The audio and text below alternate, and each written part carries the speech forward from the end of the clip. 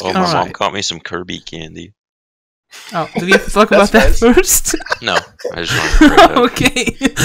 Okay. Just wanted to make sure you got that out of your system. Hello, everybody. It's your boy Yalorda here, and we have the Soul Stone Philmorth and the Space Stone Jamie here. I'm glad I'm the Soul Stone. Yeah, I mean, the Space Stone was the first one that was in the movie, so I'll take it. good. I didn't want to discuss this, so like it's good that you guys agree. Right Somebody now. had to die for me. I appreciate that. I'm gonna die for them. Somebody had to die for you twice. No, that's Spoiler not alert. true. It's the same. Well, I mean, yeah, I guess. I mean, Technically, yeah. Yeah, if you're He's one right. stone, you're a single stone. So. What? There's gonna be spoilers in this episode. Oh, yeah. Well, I mean, it's going to be in the title, so it's fine, right? Hashtag Endgame spoilers. Also, don't be angry if I don't put you guys on the right stone in the edit, by the way, because No, I don't want to be oh, that's bothered. fine. Also, I'm the Just Mind get a Stone, picture of just the saying. Tesseract. He's the wow, dude. Yeah, I'm the big boy, big brain, Big brain, dude. big brain moves. So, how do you want to go about this, actually? Yeah, that's what I I was don't thinking. know. Like, should we just kind of do chronological order from the start to the end? That's what I was thinking. Let me grab a totally legal copy of the movie to like remind myself what happened. When did you watch it? 2 days ago, Phil? Yeah, come on, dude. Come on, man. Kaking, It's not like I remember every exact detail. Kaking watched it like Dude. yesterday, and he was like, I don't remember anything. And I was like, what? It was also 3 hours. It didn't even feel like 2 3 hours. minutes. and No, it didn't. It it totally was like 3 hours and 3 It's minutes, I think, on the website that I checked it at. I don't know. It was like 183 minutes. I was like, holy crap. It's a big movie. Yeah, you said Yeah. your theater had an intermission for it, right? Yeah. Mine did not. I think Yeah, that's Belgium. interesting. Wait, yours didn't No. or did? It did not. Damn. Yeah. I'm actually. I don't know if I'm glad because I didn't buy any food beforehand because I was like, there's gonna be a break, so I'm gonna get food during the In the break middle. because otherwise my food's gonna be gone. That's smart. I played the And I long wasn't game. hungry at that point. So. I got 1 bag of potato chips and 1 bottle of Fanta. The chips lasted until What the very flavor? end. I still took the Fanta bottle home. I don't know how I did it. I was like, was this really 3 hours? Because I haven't like drank anything. So yeah. Yeah. The I think movie was I finished satisfying my your last thirst. bit of iced tea. I bought some iced tea before I went in, and then I bought food during the break. But like, I think I had like 1 sip of iced tea left when the movie was done. Clever. What did you bring, Yeah. Jamie? Yeah, I didn't take anything. Oh wow. Did you cheap out? Shit's expensive, dude. Oh, I don't really do popcorn. If I do, it's like a once in a while kind of thing. Oh, Not like don't even all get the me time. started. $3 for a bottle of iced tea, Dude, I think. Yeah, like I think if I wanted popcorn and a drink, I would have paid like twice as much. Yeah. what I do is I level up my sneaking skill. I'm basically like Oh, dude, hell yeah. eating between all of the busy scenes, and then when it's quiet, I stay completely still. And when the action started, I was like, "Yes, this is my time to strike," and I like grabbed like the last remaining pieces at the back of the the bag. So Yo. you use your Drax stealth skills. Yeah. Yeah. What always annoys me about the food at the movie theater is that I love nachos and cheese.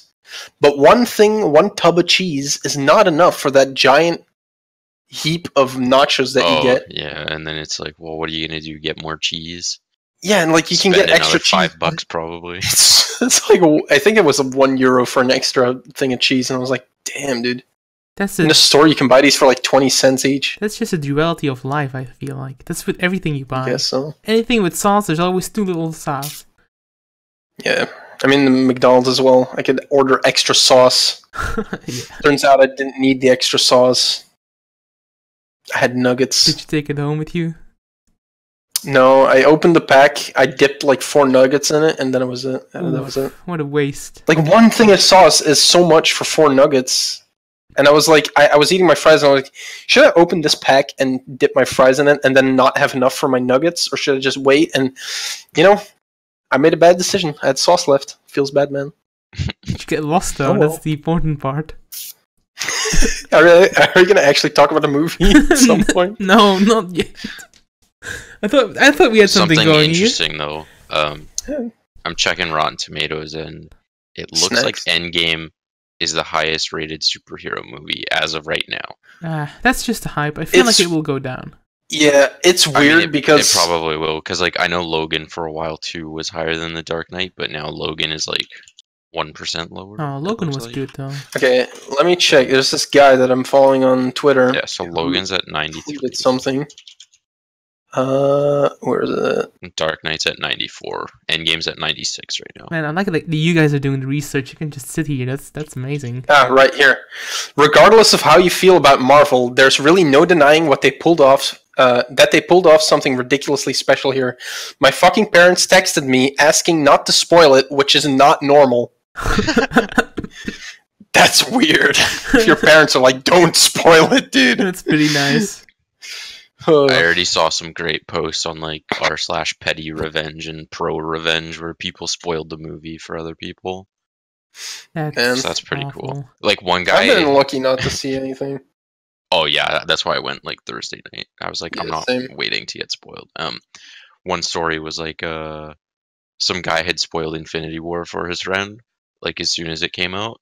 So he went to Endgame like the first showing that he could, and then one of his friends was like, "Yeah, this guy still hasn't seen it yet." So he texted him and told him everything that happened. Oh boy, that's messed up. And I guess so. After the guy spoiled Infinity War for him, he was just like, "Haha, cheers, mate," you know, trying to be cheeky. So that's all he said after he spoiled Endgame for him. Nice. I feel like this is like, our Lord of the Rings, though. Like, you know what I mean? Yeah, I still haven't watched Lord of the Rings, to be fair. Or like then again, it's not like Endgame has a books. Like you can spoil yourself with Lord of the Rings if you've read the books. Yeah, but I mean, and like, you're gonna say, "Oh, the books were better." That's actually what my friends always say when I go to the movies with them. It's like, I've read the books and it actually isn't how it happened, and I'm like, "Oh, yeah, okay." Sure. That's why it's an adaptation. Yeah. It's the same with Scott Pilgrim, but like the movie is still really good. Everything about that is so good. Like the game is great, the movie's great. Wasn't there something about the movie? It's a good franchise. Was it the movie or was it the game that got ripped away from the store? Is the game. Oh yeah. The game licensing. Yeah. I was like, that's weird. That's kind of weird. I still have. I wonder what happened to the license of the music. Oh, for Anamanaguchi stuff. Yeah, Phil is a big fan. I'm unsure if they're actually allowed to play any of the songs from the game while it was licensed. Yeah, I don't know. The stuff's still on their Spotify. Yeah, I mean, I've seen them play live twice, and I don't remember hearing any of the game music, but I'm unsure. Yeah, should have asked them. Phil. They're so good, dude. True. Shout it out. Hey. I shook the drummer's hands, his sweaty fucking hands, with my sweaty fucking hands. Which you never washed afterwards. No, I licked it, and then I was like, my life was sweaty complete. to this day. I mean, yeah, right now, it might be his sweat that infected me all those years ago. Infected you with what? Sweaty hand syndrome? I don't know. Imagine. Oh. So, Endgame, right? I was gonna say, imagine if. Oh no! Yeah, you can blame him for your sweaty hands when you're talking to girls. That's what I was gonna say. Oh. Yeah. I mean, my hands are always sweaty if I'm talking to girls or not. No, it's his fault. Yeah, definitely. Now I need to open whatever Jamie just posted. It's just a gift from Infinity War. Okay, cool. Speaking of gifts from Infinity War, or the next one, where is the Hulk dabbing gif? That'll definitely be. Oh boy, the Fortnite. Yeah, the Fortnite reference, dude. But that's way too add. We need the moment. Oh well, yeah. The moment Hulk said "dab," I was like, "This movie is a meme. This movie is a complete meme. They're not taking anything seriously. Everything is a joke." Everything. Except it still probably made me cry. Like it's still pretty damn emotional. I feel like the first half of the movie was basically memes, though. Yeah, like it is kind of true, but yeah. And they were like, time travel, am I right? I'm like, all right. I mean, I guess. Hey, they pulled it off. There's a guy that can see into the future. They pulled off their time heist. Yeah, they pulled it off, and it felt very consistent as well. Mm-hmm. I like how was it? Tony was like, "Oh, dude, it's not possible. Fuck off!" And then he was displaying like a 3D hologram of a Mobius strip, and I was like, "No, I think it was a reverse Mobius strip." Actually. Yeah, actually, it's a reverse Mobius. No, it was just a Mobius strip, wasn't it? No, it was a reverse one. I'm pretty sure he said it was. What the fuck is a reverse Mobius strip then? So you have a normal one, and you turn it inside out. I don't know. I mean, that's the whole point of a Mobius strip is that it's. Or was it inverted? If you reverse it, it's the same. Well, you see, that's the magic of the time travel. Yeah, anyway, it was a Mobius strip, and I was just like, is that all it takes to have time travel? And there's a Mobius strip? Hell yeah, dude. No, but Phil, you didn't watch the part where he said like 5 or 6 made up like scientifical terms. Yeah, the flux capacitor. Yeah, also, dude, that reminds me, I love how they keep referencing fucking Back to the Future. It's wait, that's not how it works? So, like, in Back to the Future, if you change something, it changes the future. I fucking love that. All the other movies they're listing too. Yeah, that was good. Terminator, Hot Tub Time Machine. That's so fucking nice. He's like Die Hard, and then he's like, wait, Die Hard is that time travel movie? Die Hard. But you know what we need now, right? We need like this special edition where it's like every time they go back in time, it actually just plays the whole movie of that timeline. Mm-hmm. Oh, so like when there's the part 4 JoJo OPs, and it's like, but every time it goes back, it plays more of it or whatever. Yeah, something like that. So it's like you're just watching Endgame, but then suddenly it's like Thor 1. You see the whole movie, and they just splice in the parts where they like steal the stones. Oh, you mean that? Yeah, I'm going deep. Ooh. Like we're marathon deep now. So like you'd be watching Thor: Dark World, and then when it gets to the scene before like Freya dies, like it cuts away and it shows Thor talking to her and stuff. Yeah, exactly. And you see a scene of Cap seeing himself and thinking it's Loki. Yeah, and then that was so good. That was a good scene, yeah. I love because he goes into the elevator and then all the Hydra guys are there, and it's like, is it gonna be that's good. That's such a good one. Yeah, because it's like, is he gonna beat the shit out of them like Winter Soldier? And then he's just like, Hail Hydra. And then they're like, oh yeah, whatever. Dude. Just take it. Sure, you can have it. Yeah. I don't need any authorization. I mean, the fact that he knew that they were Hydra guys was like exactly. the authorization. That's all he needed. Yeah. He's that like, was all they needed. I know you're Hydra, so I'm just gonna be like, me too, haha. I really hope that if you watch Thor back, it actually shows a beard like somewhere in the background, but that's not happening. Yeah. No. Could you imagine it already? Could you imagine though, like if they did, and then people are just like, "What is this? Like, is that just like a weird looking extra walking through the background or something?" It's just like, no, they just planned that far ahead. Oh man, that would have been something noteworthy. That would be actually insane. Yeah. Something that kind of bothered me was that once Tony got back from space, back to Earth at the Avengers place. What, at the start? Like after one night, he went from like completely drained to I'm the fucking asshole Tony again.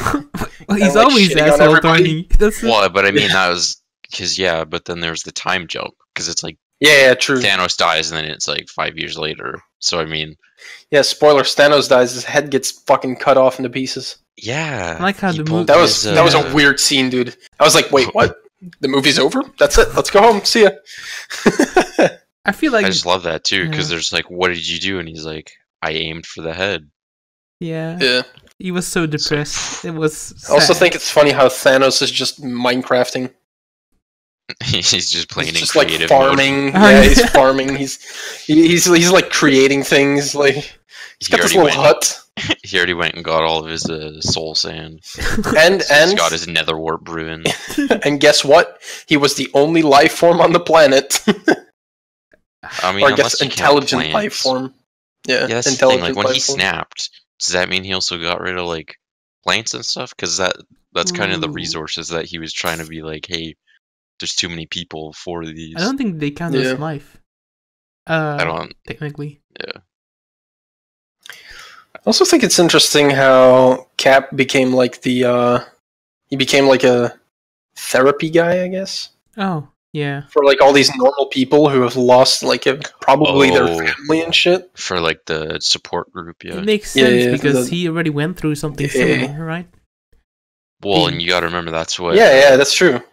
That's what Falcon was doing in Winter Soldier as well, before he met him. Oh, really? Like what in Civil War? I feel like what? Yeah, like when he was talking to like soldiers that had like lost limbs and stuff. I'm pretty sure. I think I need to see Ant-Man again because I forgot what happened at the end of the movie. That Ant-Man just appeared out of nowhere. Oh, he was stuck in the quantum realm. Yeah, he was, but I forgot how that even happened. Well, they were just going there, and then. Well, no, because he was going to get more of like the positive particles for Ghost to keep her stable. Oh, yeah. And then they were doing the test, and then the three of them all got dusted. That's and he's right. Like, hey guys, where are you? That was kind of a coincidence. Apparently, it was only 5 hours for him. Oh yeah, that's right. Yeah, that was kind of nutty. I mean, the moment they said like time goes slower when you're in like a miniverse, I'm like, that's Rick and Morty. Like, Rick and Morty did that too. You know what? I'm pretty sure a lot of things Simpsons did it. If it was a few years earlier, they would have referenced it, but now it's all Fortnite. Yeah, true.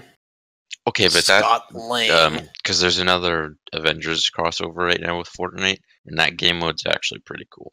You play Fortnite? Oh yeah, they added like. I have little cousins. Weapons.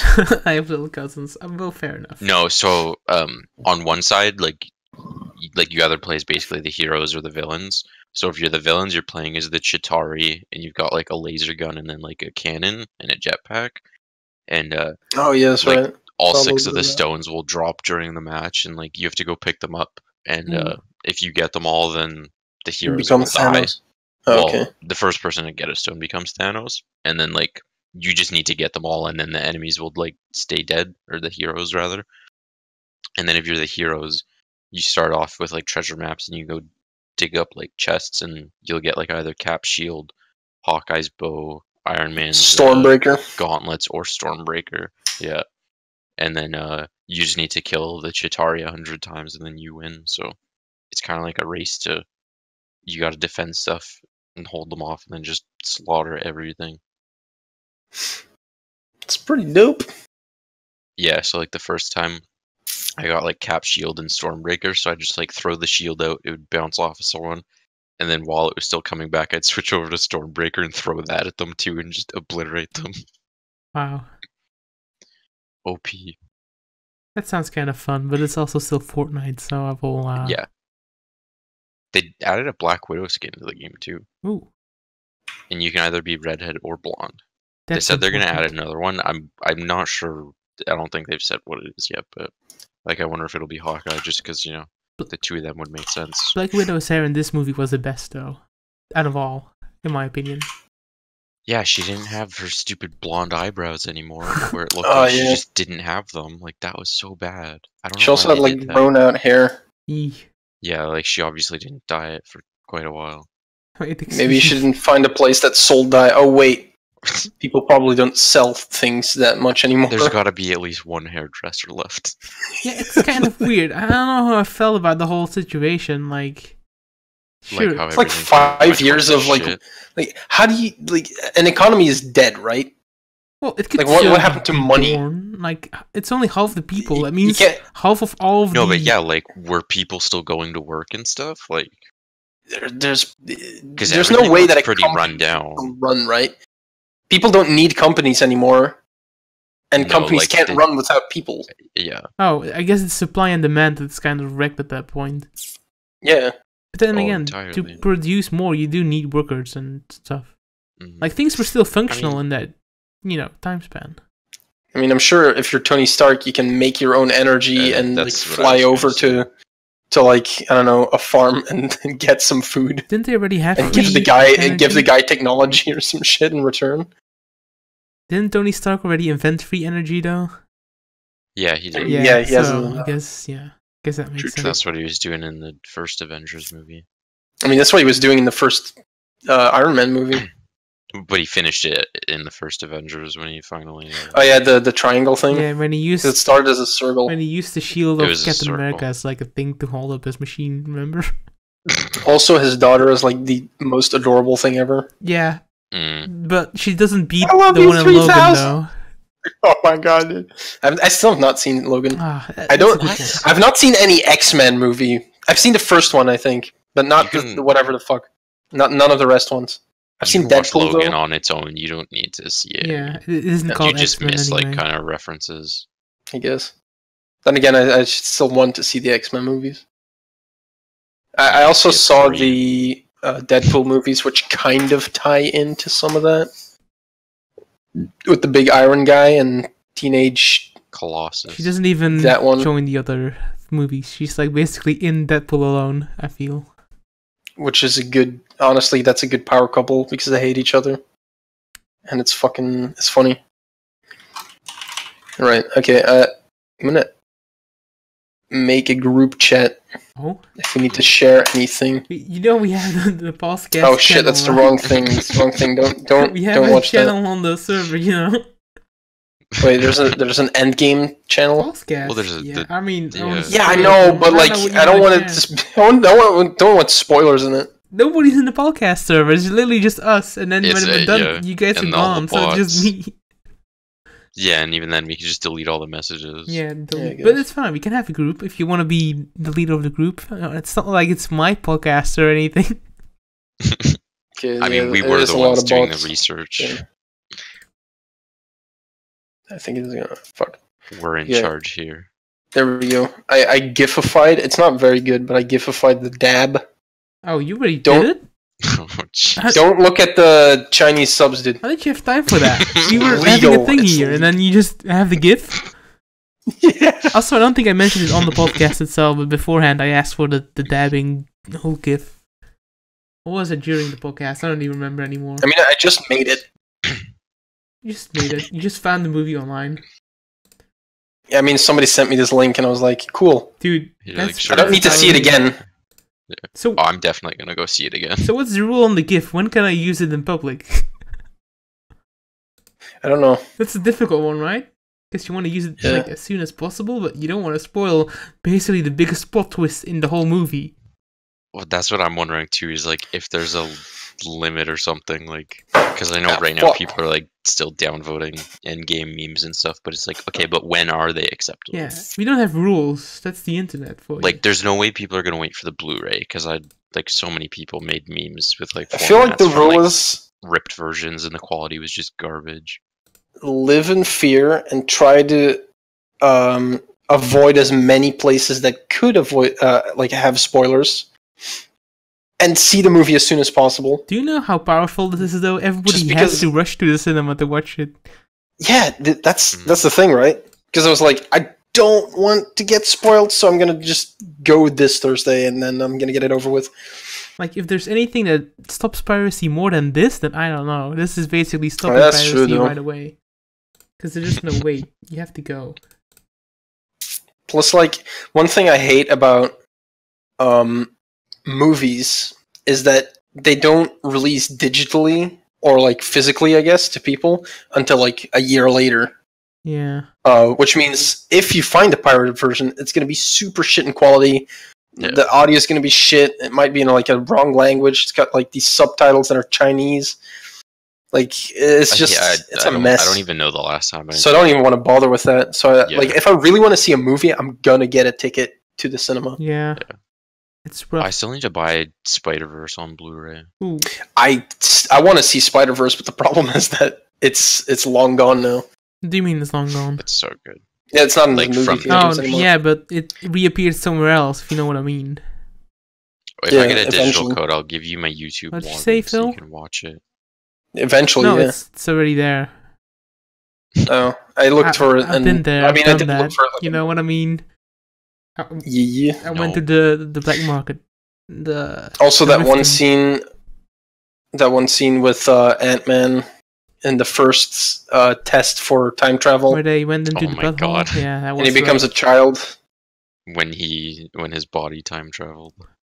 That was funny, but that was actually messed up. Like, how could the Hulk even do that? obviously he messed something up.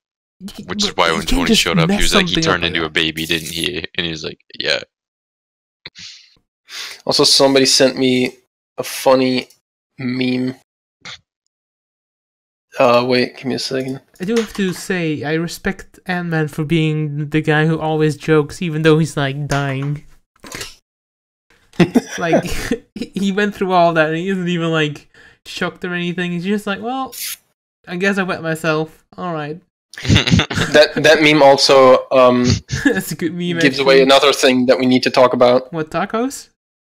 The one below it. Thor. Thor. Thor's fucking thick belly, dude. Yeah, he let himself go. Crap. It's almost I was inspirational. not though. expecting that. I If guess. Oh, Thor the can dad let bod? himself go like that, then everybody can be Thor. I True. already am. That and what changed between his fucking fat belly and eventually going to war with Thanos? Oh, Like, metric. did he train it off? Did he lose it? What? Or does he just fight with the huge tits? No, he was still thick at the end. Yeah, he was still Yeah. thick, but did you see how, like, when he uses his thunder stuff, his beard got, like, different? Oh yeah, that's right. He got like little Yeah, like little static braided. coming off of it. Yeah. No, he had braids He had in his Oh braids. beard. yeah, when Beard, yeah, yeah. it was braided for a while. That's funny.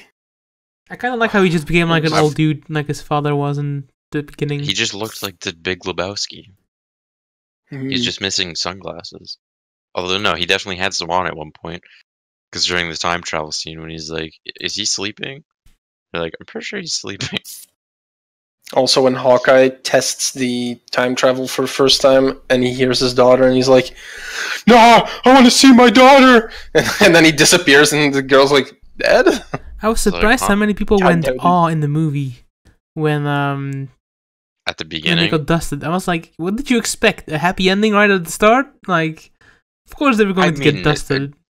yeah, but still, that scene was pretty emotional. Still, though, it's just like, Yeah. oh, he's spending time with his family. I mean, Obviously I somebody doesn't care for Hawkeye very I much. generally never. I can't cry at sad things unless it's like a character that I'm really emotionally invested in and I really relate to and shit. Who is that, Phil? Who Um, do you relate to? Spider-Man. Spider-Man? No. Spider-Man, because he's a virgin. Oh, that was a low Wow, blow. It cuts deep, dude. No, I guess it was Star-Lord. just It's Star-Lord. Yeah, Star-Lord is kind no, of none cool of that guy. movie. Actually, nobody in that movie really. If you had And to even pick then, one, it was just like the dusting happened so fast that it was just like, okay, I guess. And there's so many at the same time that it's not special. Oh wow. Then again, I see I'm how it just is. saying, I don't get emotional from like sad things. I usually get emotional from happy things and people getting what they deserve. So what Like, you're for saying is instance- if only... Sorry, you can continue first. Yeah.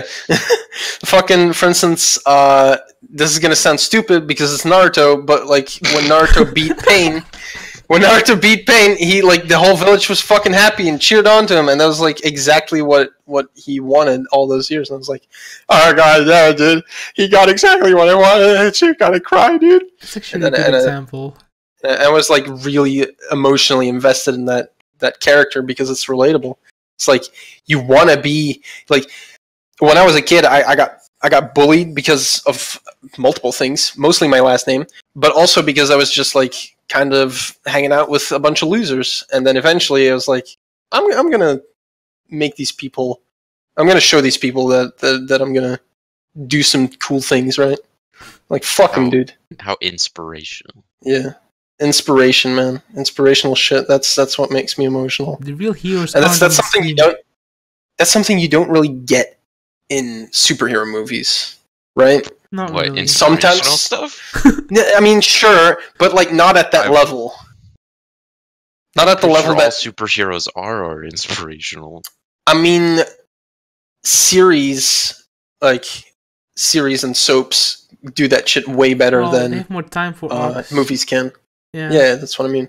They have more time to be like, hey, this is them at their lowest, and now they're doing better. hmm It's also the same for shows like Little Witch Academia, another anime. I'm just talking about a bunch of shit I don't watch. Yeah, that is really. I mean, it's just it's really well written story with really nice animation and a really nice animation. And it's just dude, it's beautiful. It's amazing that people create that shit. Oh, but what I was gonna say is, so you're saying if only like 10% of people got dusted, it would be more emotional because it's more special. No, it had to be 1%. No, only one person. It would just have to be one person that dies. Just because, like, the moment multiple people die at once, it's not special to that character. It's just, they both die. Happened. It's like if an anvil dropped on everybody in one go. I mean, I'm sure that everybody who is watching or listening to this right now has seen the movie. So what I'm trying to say right here is that 2 people died in the movie, but very far apart. So it's emotionally fine for both of those characters. Because if they both died at the same time, it'd be like, okay, that's cool, I guess. I don't know. Yeah, just the impact is not that big. I don't care about Ronan, by the way. Even though I like people with a bow, his character is like not my thing. Wait, did you say Ronan? Yeah, is it not his name? That's what Hawkeye's name is. Yeah. Is it Ronan? Yeah, he turned into Ronan because he's edgy now. But then also he's still a good guy because Ronan is also that guy. Not Ronan the Accuser, like with the eye, like he's a Japanese Ronin. Yeah. Like he's like that. No, I thought you meant his name was Ronan. Well, yeah, it is his title.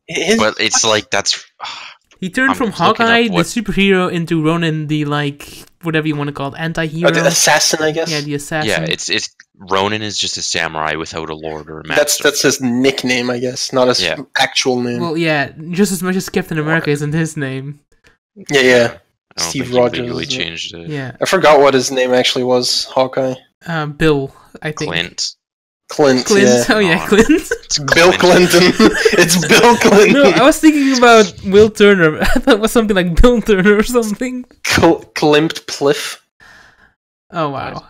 But he turned into Ronin for the sake of just turning into Ronin. Like, it didn't do anything. No, because he was like, hey, my family's dead. I'm just gonna kill everybody that I think is an asshole. Another great scene is how Hulk, he's like half Hulk, half what's his face again? He's like Professor Hulk. Yeah, he's Professor Hulk basically. And they go back in time to like the first Avengers movie. Oh my god, that was so. And you see the Hulk just like smashing everything, just breaking everything, and he's like, just act like Hulk, and he's like, rah, just fucking throws some stones around and like smashes a car, like makes a tiny dent in a car. Very gently. Because Bruce Banner is a very sweet and soft boy. Yeah, I always liked it about him, but I don't know how I feel about the fusion or whatever you want to call it. Like, is he? Yeah, it's kind of weird. Is it just Bruce Banner in the body of Hulk?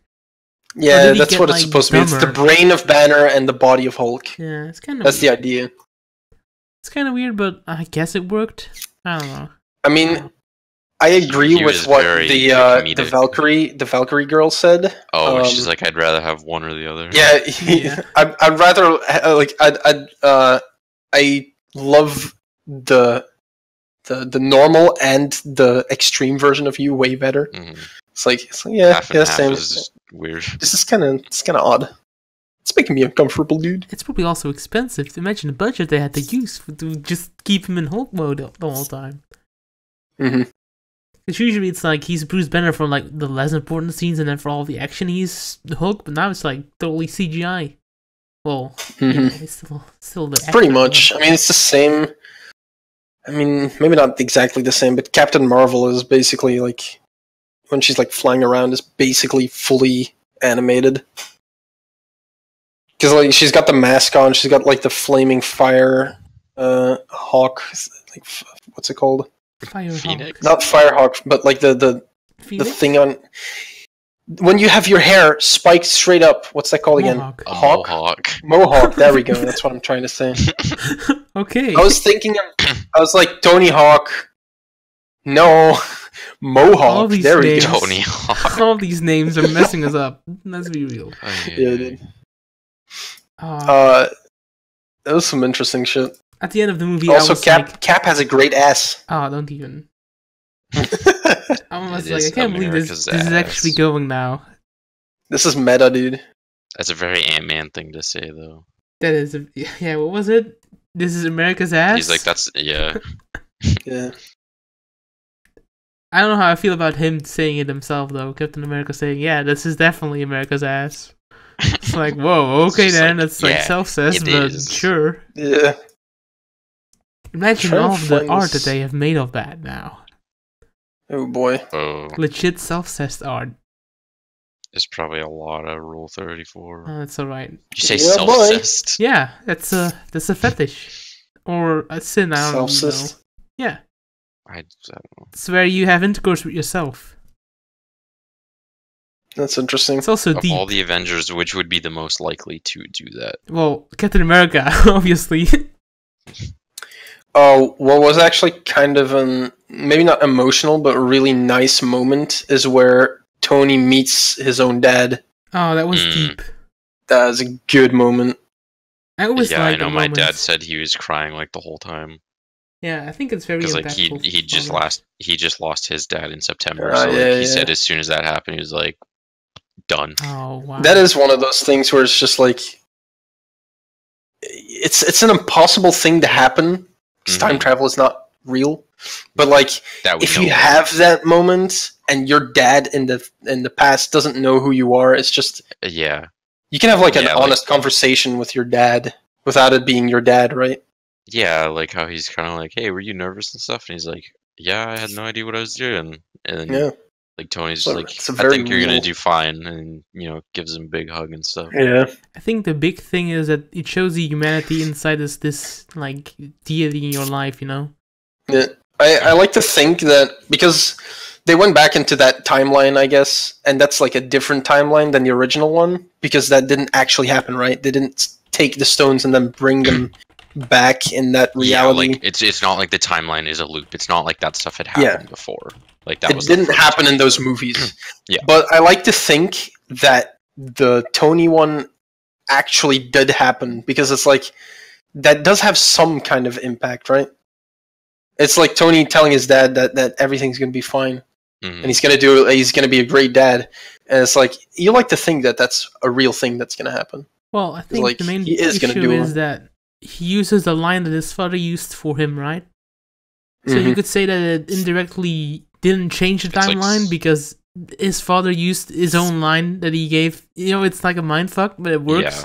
Yeah, it's fuck, it's man. Like a self-fulfilling timeline. Yeah, like there's that's one of those paradoxes. Yeah, I think Doctor Who did that one as well, where it's like, you make up something that you got from somebody else, and then you go in the past and tell that person about that. Yeah. And it becomes this loop, but like, where did that information come from? It's like in Harry Potter where he saves himself. Remember that at the lake? Oh yeah. Well, that one's a time. Like that one is a loop. So like all the stuff that happened the first time happened because they're going back and doing it. Yeah, but they also got information from the timeline, which had already happened, which is it's like, huh? Like Hermione knew that she had to go back to that time because she saw herself at some point. Yeah. Yeah. She was like, "What's that?" And then she was like, "No, never mind."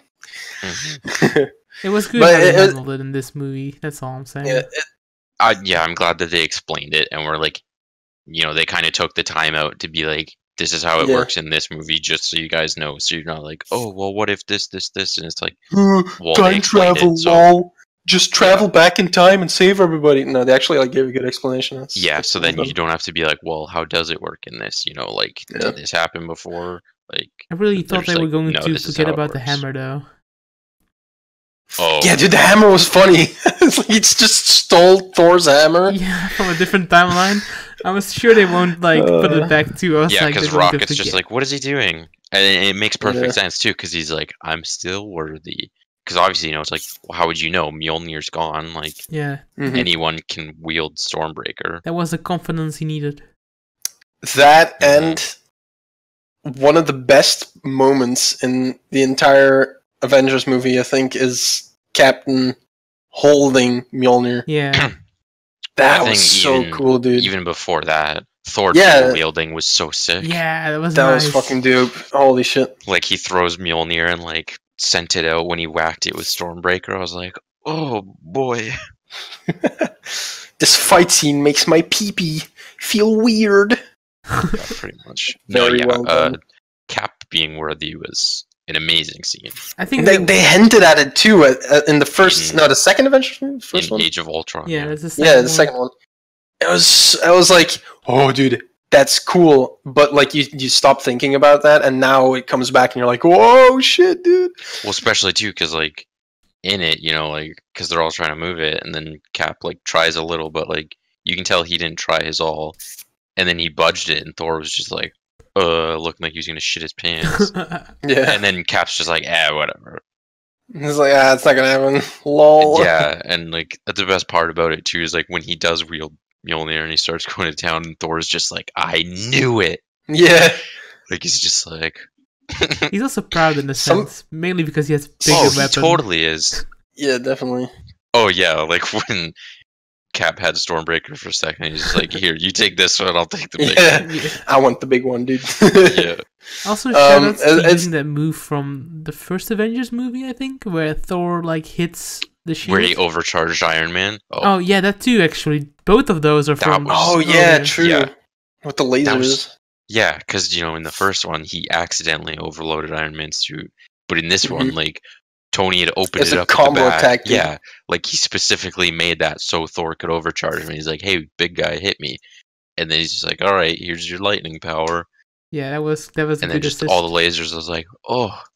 Yeah. I mean, somebody already not hinted, but they already told me like, well, it's really surprising how Cap just can wield the hammer, right? Just straight off the bat, he knows exactly how to use it. And I'm like, I'm sure it's the exact same with the fucking, like, the stone glove, the fucking infinity glove, where it's just like, oh, you snap your fingers and you know how it works, right? Yeah, well... But I feel like, it's just like, that's just something you feel, right? But, well, and also the thing is, too, it's like, with the hammer, I'd say specifically, it's like, you've been on a team with the guy that's used the hammer for this many years. You think you'd pick up a thing or two on, like, what he's doing, and then you can be like, okay, well, I've seen Thor do this a million times. Like, yeah, but I mean, like, it's just like, he can suddenly shoot lightning. It's like, well, I mean, I'm sure if you're holding that thing, you just, like, feel the power. It's like when you're a kid and you're trying to do a Kamehameha, right?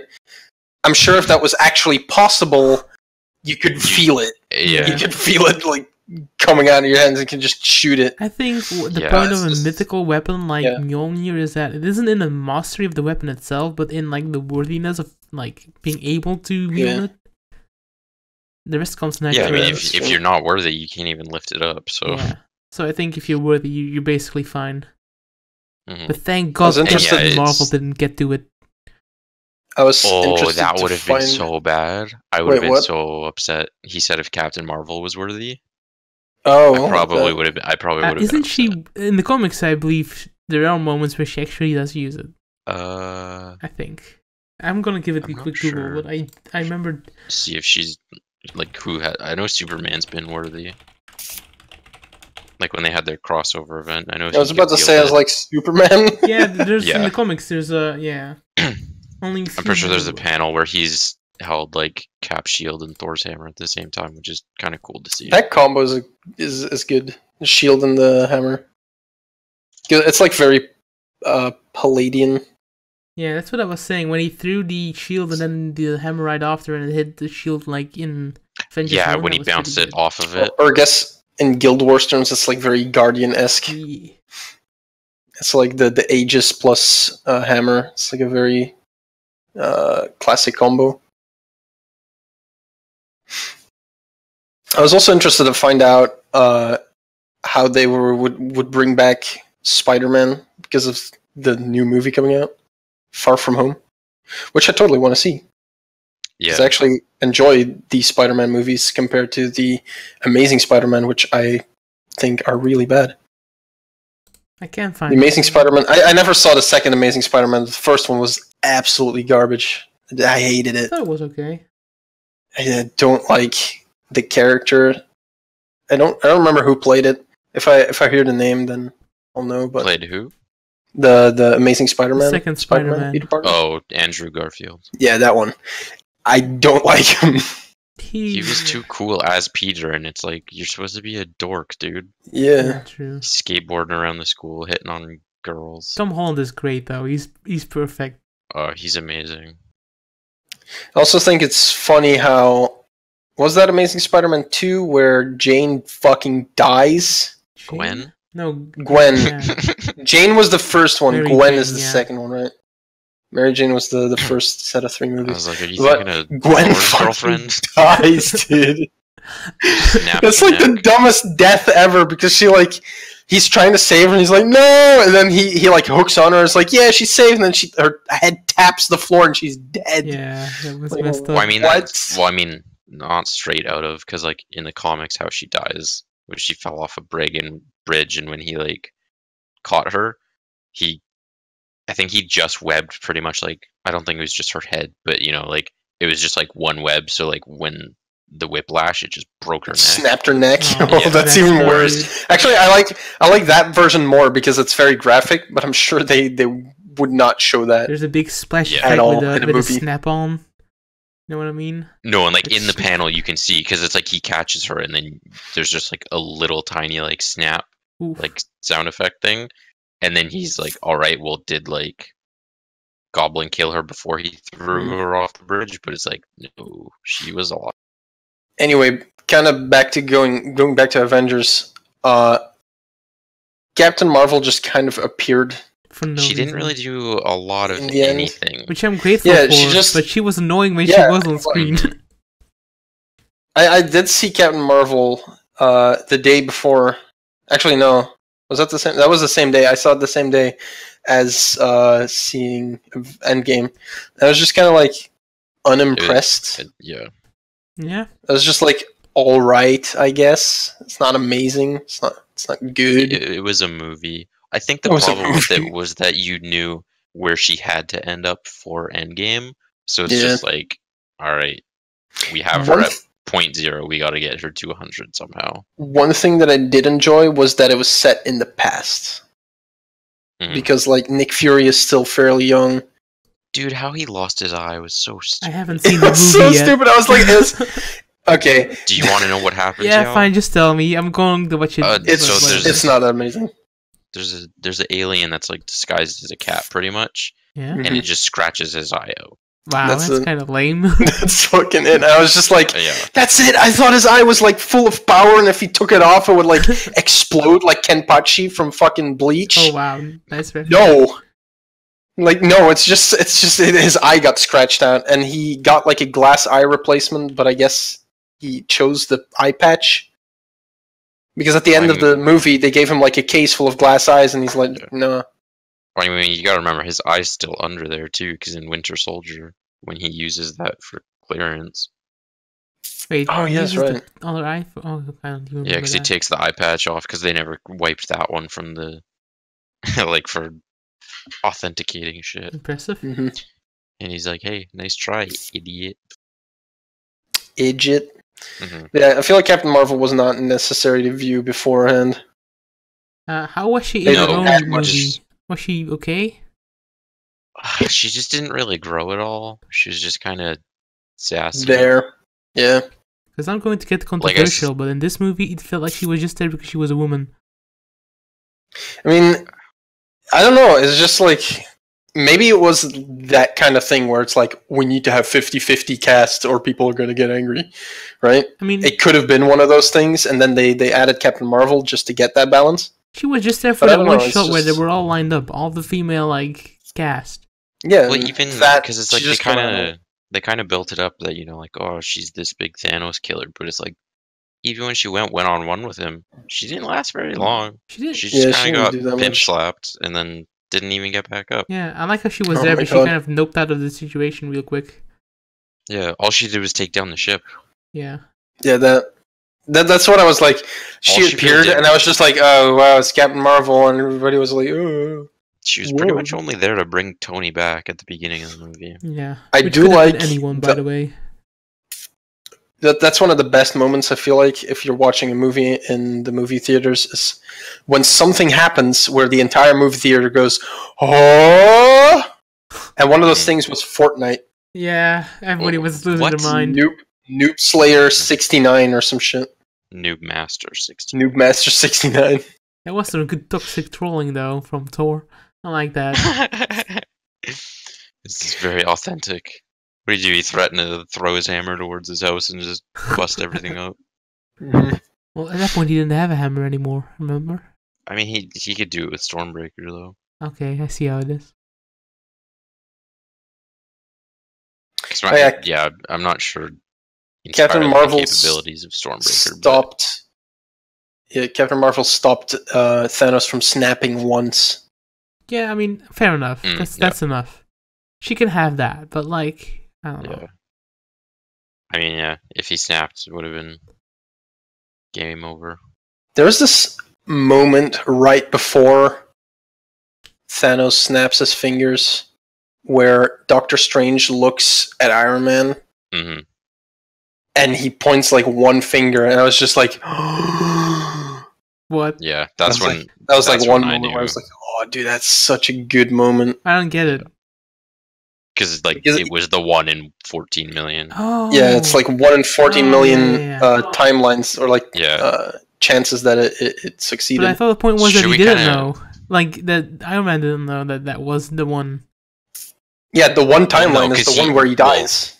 Yeah, but what he was saying, though, was like he can't tell him what he's going to do or else he wouldn't have done it. Oh, yeah, like that. Yeah. Because it's like voluntarily choosing to die, while if you don't know what's going to happen, there's like this chance that everything's going to be fine, right? Yeah. Man, shoutouts to like one of my favorite superheroes, Iron Man. I don't know. Thanos. Thanos.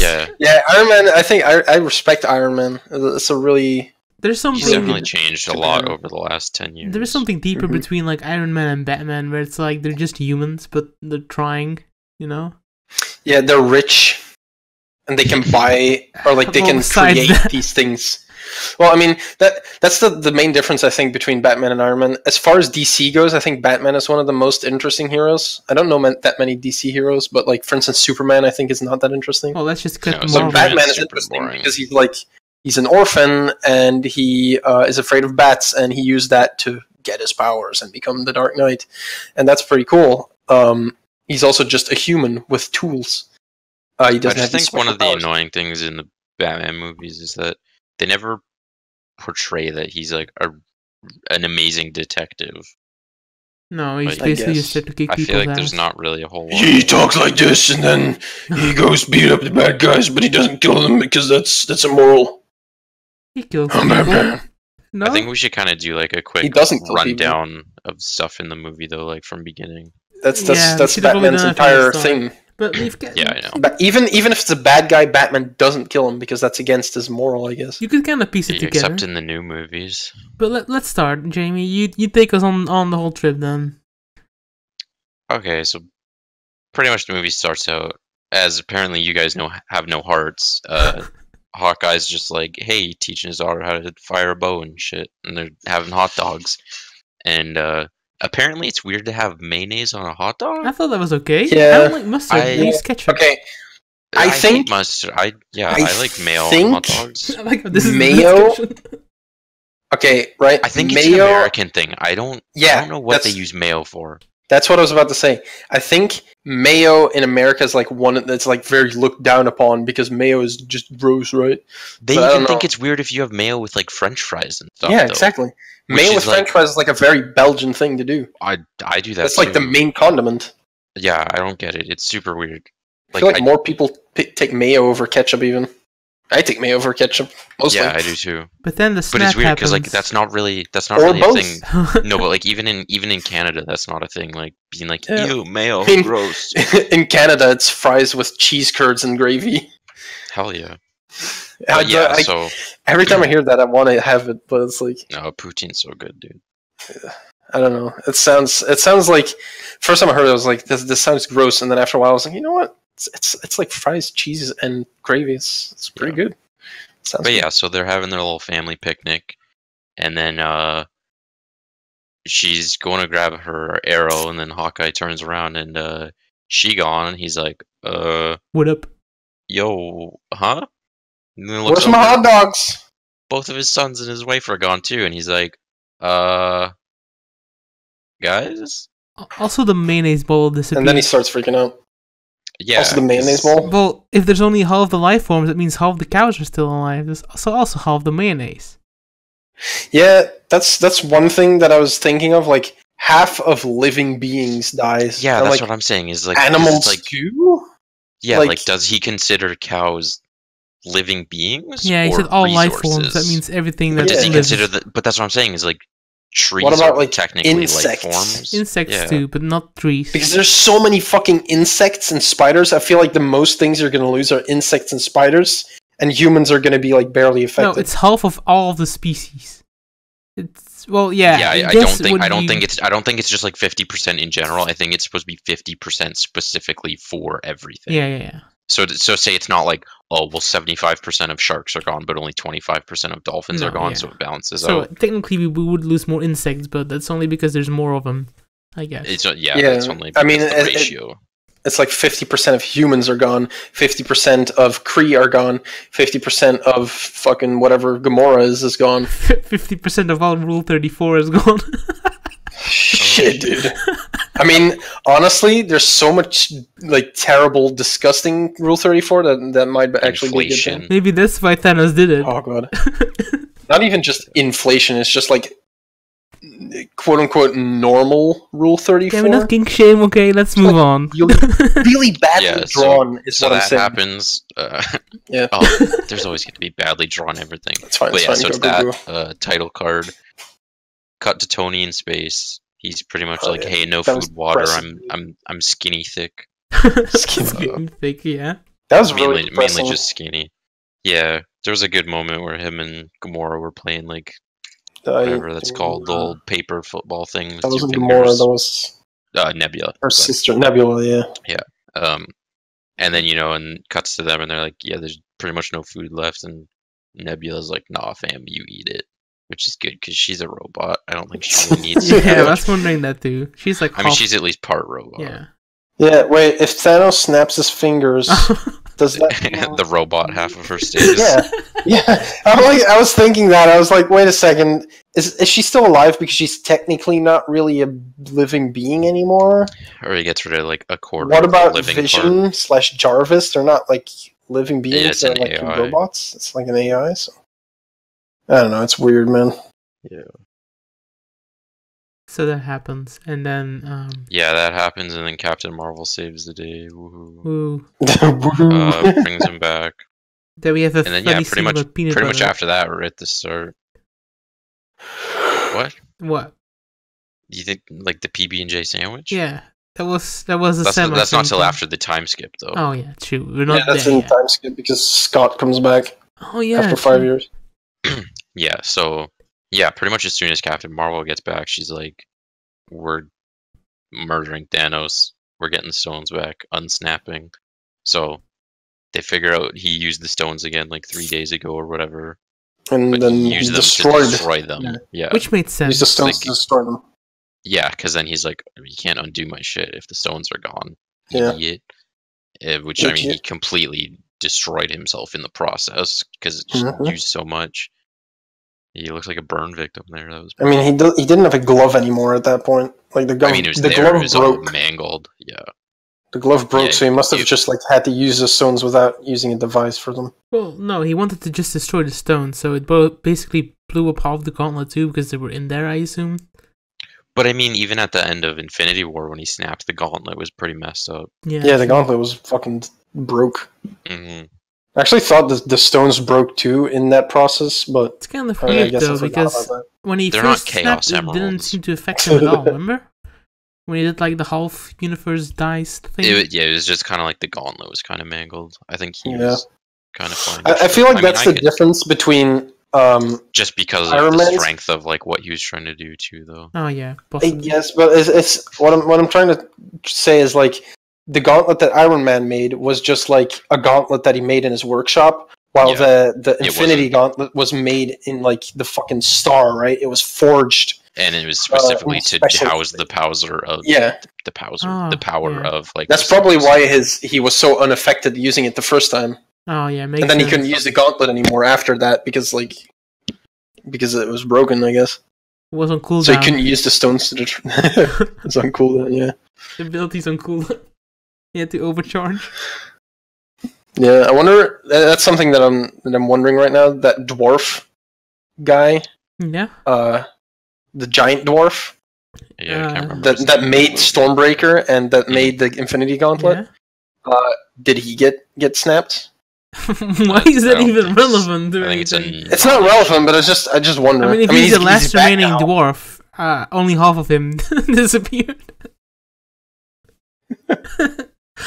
Wow, dude. I mean, what's 50% of one? I guess only half. Oh no, his arm's still super messed up too after the first snap. Oh. Yeah. Yeah, okay. Yeah, that's right. So I guess he was only like... There was another moment... fuck, man. There was like 2 moments that I still wanted to discuss, but like I forgot one of them. We're going through them. I know this... The one that I wanted to discuss... Does anybody have anything to say about the last topic, by the way? Where were we? About Thanos snapping. Oh. And his arm getting destroyed. No, then he basically gets his head chopped off in like the most aggressive way possible. Clean. Very, very aggressive, but very clean. Yeah. Thor was pissed. I feel like the MVP of this movie is definitely Cap. Especially because of like the very ending, where he goes back to like put the Infinity Stones back and shit. And he doesn't return from the past. Yeah. And you see him sitting on a bench. He's old and shit. He got his dance. And I was like, oh my god. So much for recapping from the beginning. I mean, we were kind of going in a timeline fashion. Yeah, and then we just jumped to the end of it. Yeah, but that was the thing, right? I've been going through the movie as we've been talking. Yeah. Yeah, but we were going to do... And now I got to the end, and then you guys started over, and I was like, fuck, dude. You're like, I still want to talk about stuff. It's okay, we can just go back and Phil will have something to say, because it's Phil. He always has something to say. So, where were we? Tell us is that. We're back. Well, let me skip to that part then. I mean, it skips 5 years, and then it's like, just showing how horrible everything is. Yeah. Nobody's really doing too good. Nope. Captain America is talking to one of the Russo brothers. Yeah, who's gay in the movie, I guess. Apparently. Yeah, it was weird. I was like, kind of trying to make sense of it. In my mind... There's nothing wrong with it. I don't know if there's something wrong with what I'm going to say, but I was like, is he gay because there's only 0.5% of the people left on Earth? You know what I mean? It got rid of all the good-looking girls. Who are we talking about now? Remember the part where Captain America is like having a talk? The cameo in the support group. Yeah. When he was talking about his date that he went on and how they cried. Oh, yeah. And I thought that was like some kind of weird plot point that he was gay, but I don't really... I don't know. I wonder if he actually is gay. Yeah, but it's fine. It's just, No, yeah, not that it matters at all. I'm just wondering. Actually, it's good that you reminded me of that, because I was wondering where the gays were at in that movie. Oh. Yeah, dude. Every time I watch a movie, I'm like, "Who in this movie is gay, dude?" Yeah, I don't want fucking Rowling to like jump in 5 years later and be like, "Oh, these characters were gay." Yeah, the Thanos snap turned everybody gay. That's what would happen. The rainbow crystals. That's because if Blizzard caught their hands on the Infinity Gauntlet, boom, everybody's gay. Oh, this sounds so bad. I'm gay. No, but I thought that was something odd. It took me a little bit out of the movie, but it's fine. It made me think. Oh, just because you thought it was going somewhere. Yeah, I thought. Just because you were wondering. I thought, who is this he? Like, I don't know. I thought it was spot important for some reason. Yeah, I think it's fine when they hint at characters being gay through like very small things, but it's just annoying when they just come out and being like, when people are gay for the sake of being gay. Yeah, when they're just gay, right? Like, I wouldn't mind they if don't Captain write America anything around Bucky or something, like whatever, dude. They're bros. It's fine. Yeah. They have intense, passionate kisses. Yeah. So we had the pep so talk. time skip. Yeah, time skip. Ant-Man gets out of the van because a rat saves the universe, pretty much. Which I find kind of a bullshit pull, but okay. I mean, How else were they gonna? Some kind of like pillager tried to mess with the car and accidentally turned it on. Yeah. But it's fine. So Ant-Man gets out of the quantum realm by luck. Yeah, he's pretty much like, hey, I've been gone for 5 hours. Why does everything look like shit? Yeah, what happened? Goes to like the memorial. Plaque, yeah, pretty much a war memorial. Yeah, and then he's trying that's to exactly find what his it wife is, but and I his think daughter. he's mainly looking for his daughter first. Yeah, but, I don't remember if he had a or like who his wife was. Yeah. I also also never saw Ant-Man himself on there though.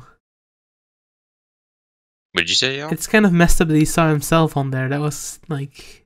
I mean, it makes sense. Nobody's seen him in 5 years, but yeah. He was just gone. They expected he was snapped as well because nobody saw him. Yeah, but that's some kind of like nightmare level thing, though. Like at that point, you think you're in nightmare, not in reality. Yeah. Yeah, you're just like, what do you mean? I've been gone for 5 years. That's not true. And then the peanut butter sandwich happened. Well, he reunited with his daughter first, and then was like, hey, you're old now. What the heck? Yeah. But yeah, that must also be freaky. Yeah, because it's like, hey, last time I saw you, you were little. Yeah, and I'm the same age, and you have aged. That's weird. Mm-hmm. That's one weird thing that I have to question at the end. Yeah. Because, obviously, Peter and Ned didn't age 5 years.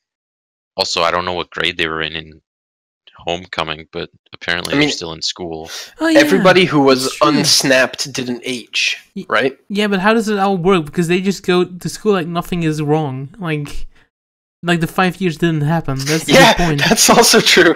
I mean, that's one of those things where I'm like, when they snapped it, I'm sure they snapped everything that was wrong, like all the streets that are in disarray and shit. Everything is fine again. Everything's clean. Everything is fine. All the cars are fixed. Like all the buildings are fixed and shit. I think that was the whole idea of the snap. Was like you're not only restoring their You're not only restoring their lives, but you're also restoring like our economy and stuff. As if it never happened. Okay, good. Mm-hmm. But still, people age 5 years. You can't take that back. That happened. Yeah. So that's kind of weird, but alright. We're just going to pretend like that didn't happen, or everybody that's relevant in stories also got it's snapped. Not a huge deal. Yeah. Well, it's kind of a huge deal. Well, let's say that Mary Jane didn't snap, right? So that wouldn't work in the next movie because then she would be 5 years older. Oh, she's 5 years older, but that's definitely not going to happen. So yeah, that's a good point, Phil. Thanks for bringing it up. Yeah, I mean, I don't know. That's just like the most logical thing. So can we now have peanut butter, or it's still too early? Yeah. Wait 1 second. Yeah, right after they snapped. You also saw like the sunlight came out and there were butterflies, and I think that was kind of a hint toward that. Oh, yeah, good and point. The birds were around. Yeah. Anyway, the peanut butter. Yeah, peanut butter sandwich. PB&J. I don't like. Maybe it was probably just jam. A PB. I had PB&J once, and I was just like, "Wait, people eat this?" It's a very American thing, I'd say. It's like not using mayonnaise. It's also I don't know how American peanut butter tastes, but the peanut butter that I have is salty with chunky, like chunky salt. Oh, chunky peanut butter is disgusting. It's alright. Gives you that bite. Yeah. That's why I toast the bread, and then I in any case, toasted PBJ sandwich. It's slightly salted, so it's just weird to have it with jam, kinda. I mean, it's like salt and sugar goes fine together sometimes, though. Yeah, that's the whole, the sweetness, the salty and the savory. Anyway. The scene in Avengers, right? Peanut butter sandwich, and then pretty much Captain Marvel is, I might not be around for a while, because there's, it's happened on every planet, and not every planet has Avengers on them to help out, so. Yeah. Where I do have to say is, like, what do you mean, every planet? He literally snapped half the universe. Everything in the universe. Yeah, exactly. So it's like, Captain Marvel's just kind of out helping everybody else that we don't see being helped. Yeah. I don't like Captain Marvel's hair. I'm not a big fan of that. What, her short haircut? Yeah, not a big fan. I liked it. Yeah, it's Like, alright. I know a lot of people who are into tomboys, which is even shorter hair than that. I'm sure. Yeah, It's just kind of strange to me. it's alright. Slightly off topic, but I'm gonna send a picture. Anyway. I don't know if you guys have seen these yet. But yeah, so that happens, and then why does this message not want to send? Yeah, I don't know. The character of Captain Marvel is just ruined because all I've been exposed to was all of the controversy and none of the movie. And there was controversy around it. I don't even remember that. Just SJW kind of stuff. Yeah, it's not I guess. really a non-issue. it's an issue to me. It's real to me, yeah. darn it. See how What really annoys me is that people think that the Ghostbusters reboot was like it's a good movie, and people think it's a bad movie because it has women in it, and it's like people didn't like it because it was bad. Yeah. It was just a really boring, not funny, interesting movie. The problem is that they always try to stuck these concepts into movies as if that's how it works. How about you progress something naturally? Like somebody like Black Widow is like a perfect character in my opinion, because she's there, but she's not there because she's Haha, I am whamming. She's there because she kicks ass, and that's what we need. We don't need the whole, like, I'm a woman, but I also kick ass. No, you kick ass, and that's why you're here. Yeah. Yeah, and also her whole backstory, it's like she was trained at, like, an academy where they pretty much sterilized you and just turned you into, like, assassins, like, killing machines. Mm-hmm. So it's like, yeah, she's kind of been through some shit. She kind of is a Nick Fury of that movie, I guess. She's taking over the torch when he was gone. Yeah, she was kind of in the director role, because, as we'll get to in a bit, Iron Man was just kind of like, fuck this shit. She was also, like, one of the closest to Nick Fury in the past few movies. Fair enough. Yeah, because, like, Maria Hill got snapped, too, so... I mean, she was, like, one of the first Avengers, or, like, part of the Avengers initiative, like, because she helped recruit everybody. Yeah, like, she was with Fury and Iron Man, too. Yeah. But yeah, so then you find out Ronin's off doing his thing, and Nat's trying to track him down. He's in, Mexico at first, or whatever they were saying. It's like, yeah, it's like some drug cartel stuff, and Rhodey's like, yeah, nah, this ain't some drug war shit. It's your boy. Your boy. Yeah, and then PB Sandwich, Cap comes back, and then that's when the Ant-Man shows up, and he's like, hey, I'm alive. I'm still here. I didn't get snapped, and this is what happened. And then they're like, I'm travel as possible. Nani? Yeah, and then that's pretty much where the movie really starts to kick off. Yeah, Scott, that's the thing, right? You don't expect after you've seen Ant-Man, like, this guy is gonna come with the major plan and plot for fucking Endgame. That's not a thing that goes through your mind, because it's like, I don't know, that movie's just kind of goofy. He is the biggest jackass of all of them, really. Yeah, he's just goofy. He's like a goofy guy. Do you think he's goofier than Star-Lord? No, but Star-Lord doesn't come with a plan where they travel through time. I think he's goofier. It's a different kind of Star-Lord is just... Yeah, Star-Lord's just very jealous. Oh, yeah. Whenever fucking Thor's there, because it's like the perfect guy. He's got a deep voice. I'm surprised he wasn't making fun of him at the end for having a gut, though. I thought for sure. Oh yeah, that's actually a missed opportunity. But you know, I mean, I guess no. I think that's just like his character. He's so intimidated by his like deep voice, and like he can't even like see the obvious thing because he's just so intimidated by his like what do you call that? By his personality. Yeah, by his presence. There you go. Yeah, so then just they go back in time, basically. After they do the... Well, they recruit Professor Hulk. They first go to taking the fucking... selfies for kids and dabbing. They first go to Iron Man to like tell him like, we need to time travel. Oh yeah, and then they're like, can you help us? And he's like, sorry, I have Babby. Yeah. But also Gil. I'm a dad now. Yeah, and then she's like I love 3000. Yeah, that's the thing with fucking Tony was like, he has his life. He still has his wife. He has a kid. Everything's going fine for him. So why does he need to help if it could fuck up his current life? Peter Parker. And I think that's a very fair thing. Yeah. Yeah. But he's also still concerned, right? He still got that in the back. He has guilt. Like, he owed it to that kid, you know?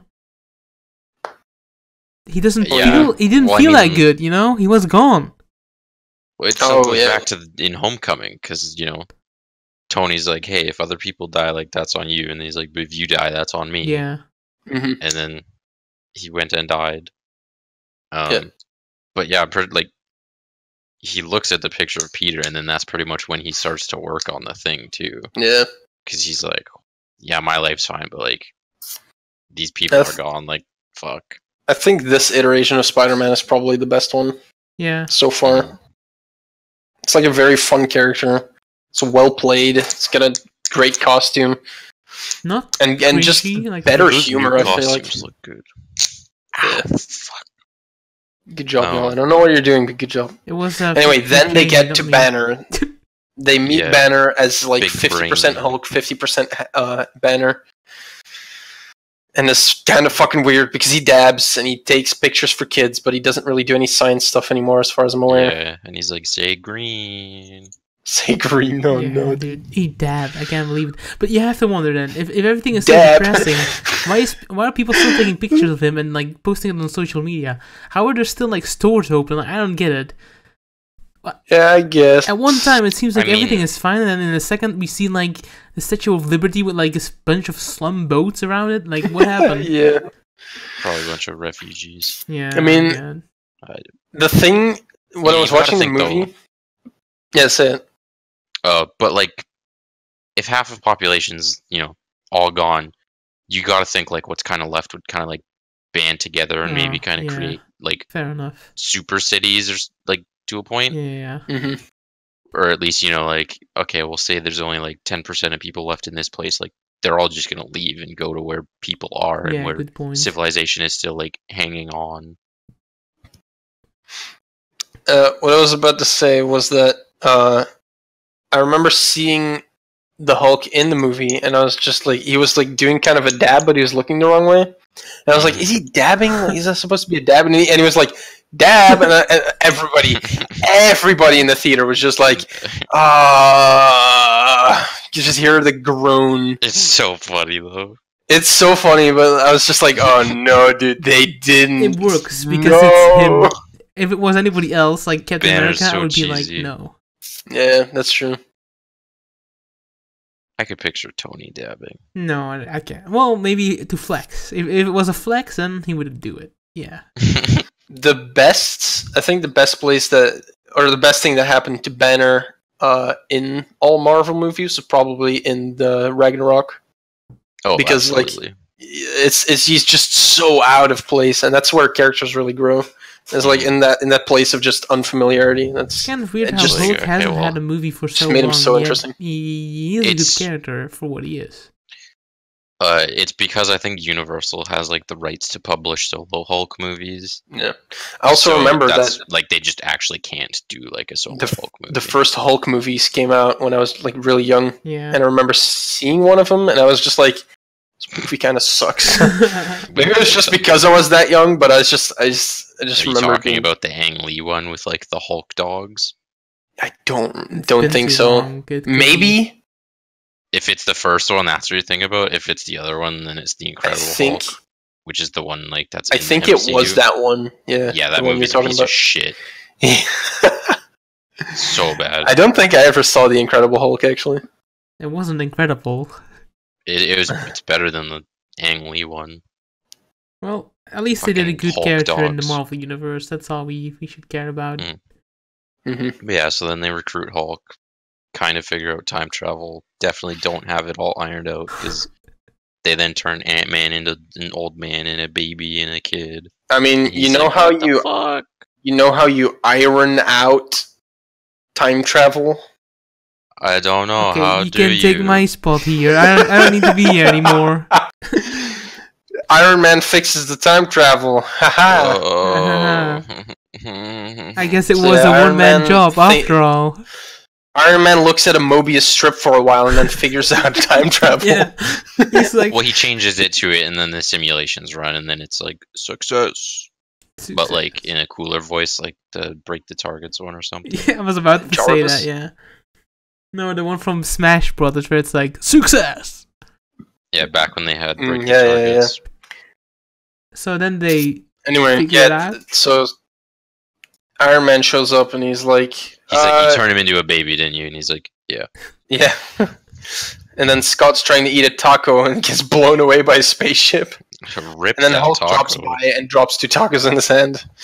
It's such a small moment, but it's, I don't know. Oh, it's so good, because Hulk probably had like, I don't know how many tacos he actually 50 had. 50 tacos. Yeah, he had more than enough. He's like, here you go, baby. And he just walks along in his like outfit with his bag. It was kind of funny. Man, I've never had a taco in my life, like an actual taco. Neither have I. That's messed up, dude. Yeah, this like, every time I see a taco, I'm like, that's looks so good to bite in. Probably one of my top 5. I had burritos though. Burritos are good. Yeah, that happens, and then what? Then they need to get Ronan. No, they go to the Asgard, New Asgard. Oh yeah. To get Thor. Which is like, oh yeah, Norse mythology, lol. Right? Oh yeah, Asgard blew up. Ha ha ha ha. Yeah. I think it's funny how Asgard is like a fisher's town. Yeah. Vikings. And Hulk's sitting in the back of the truck. Yeah, and it's just like sparks are flying. Yeah. Truck just like drops down. You guys want a beer? Yeah, so Thor turned into an alcoholic. Yeah. And got a huge beer belly. I mean, I don't think alcohol affects him that much. I mean, that doesn't mean you're not an alcoholic, though. Yeah, true, I guess, but...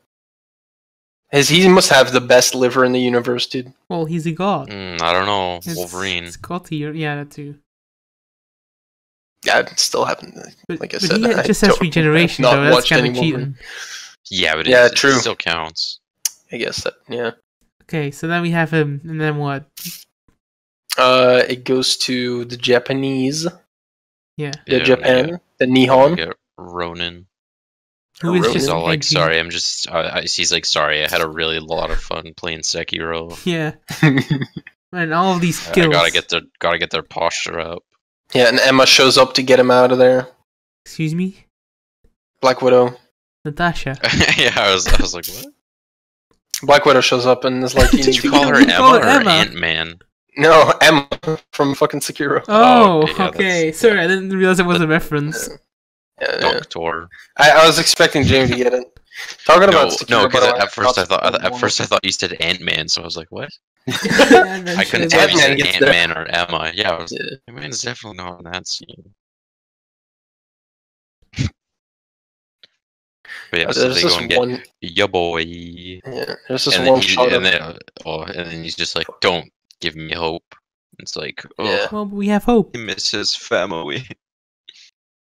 Yeah, so then they get back and he tests out the time travel. Yeah. And then he goes back and he manages to bring the baseball glove with him, and they're like, hey, now we know we can take stuff and like bring it back physically. So they're like, oh shit. Time to plan this shit out because we got 6 stones to get. I'm gonna make a gif of disgusting Thor. Oh god. Oh god.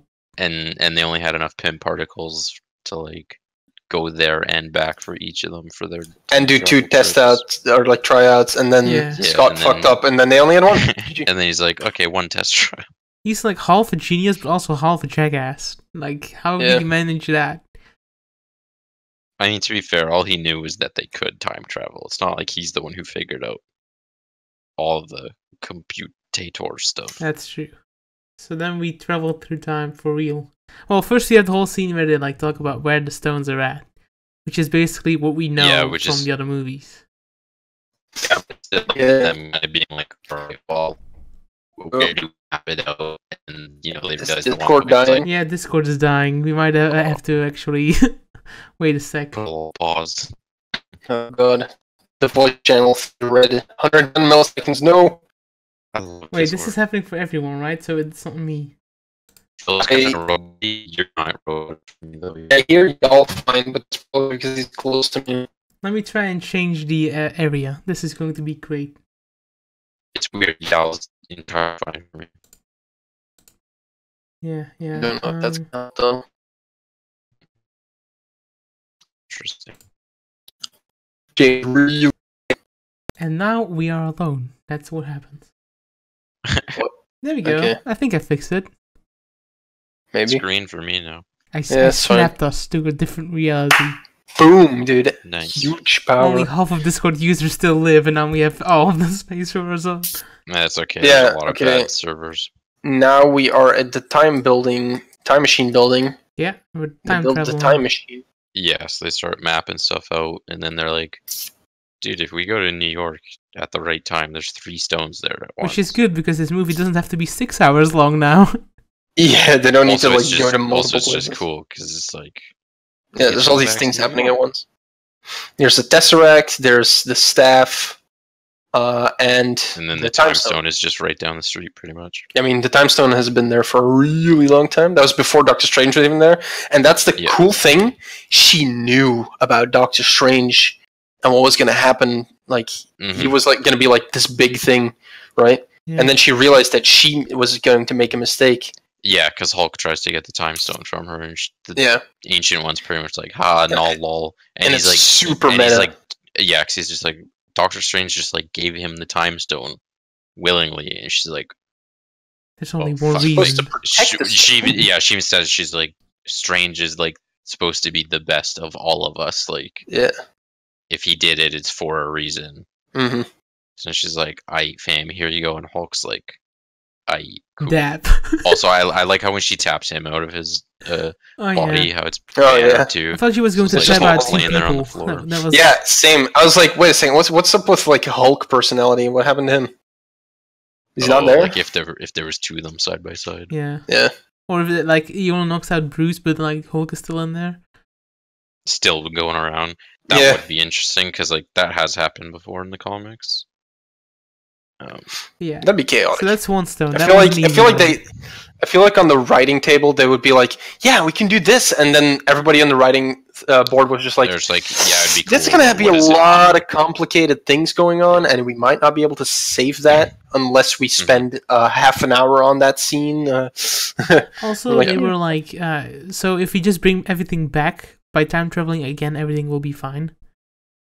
Yeah, so pretty much they're like, because of the way the timelines work, it's like, okay, well, if we take the stones, we'll have them into our timeline, but then you guys won't have them, and then you'll be fucked. So Hulk's like, well, no, because we can use them and then bring them back to the exact moment we took them from, essentially. Yeah.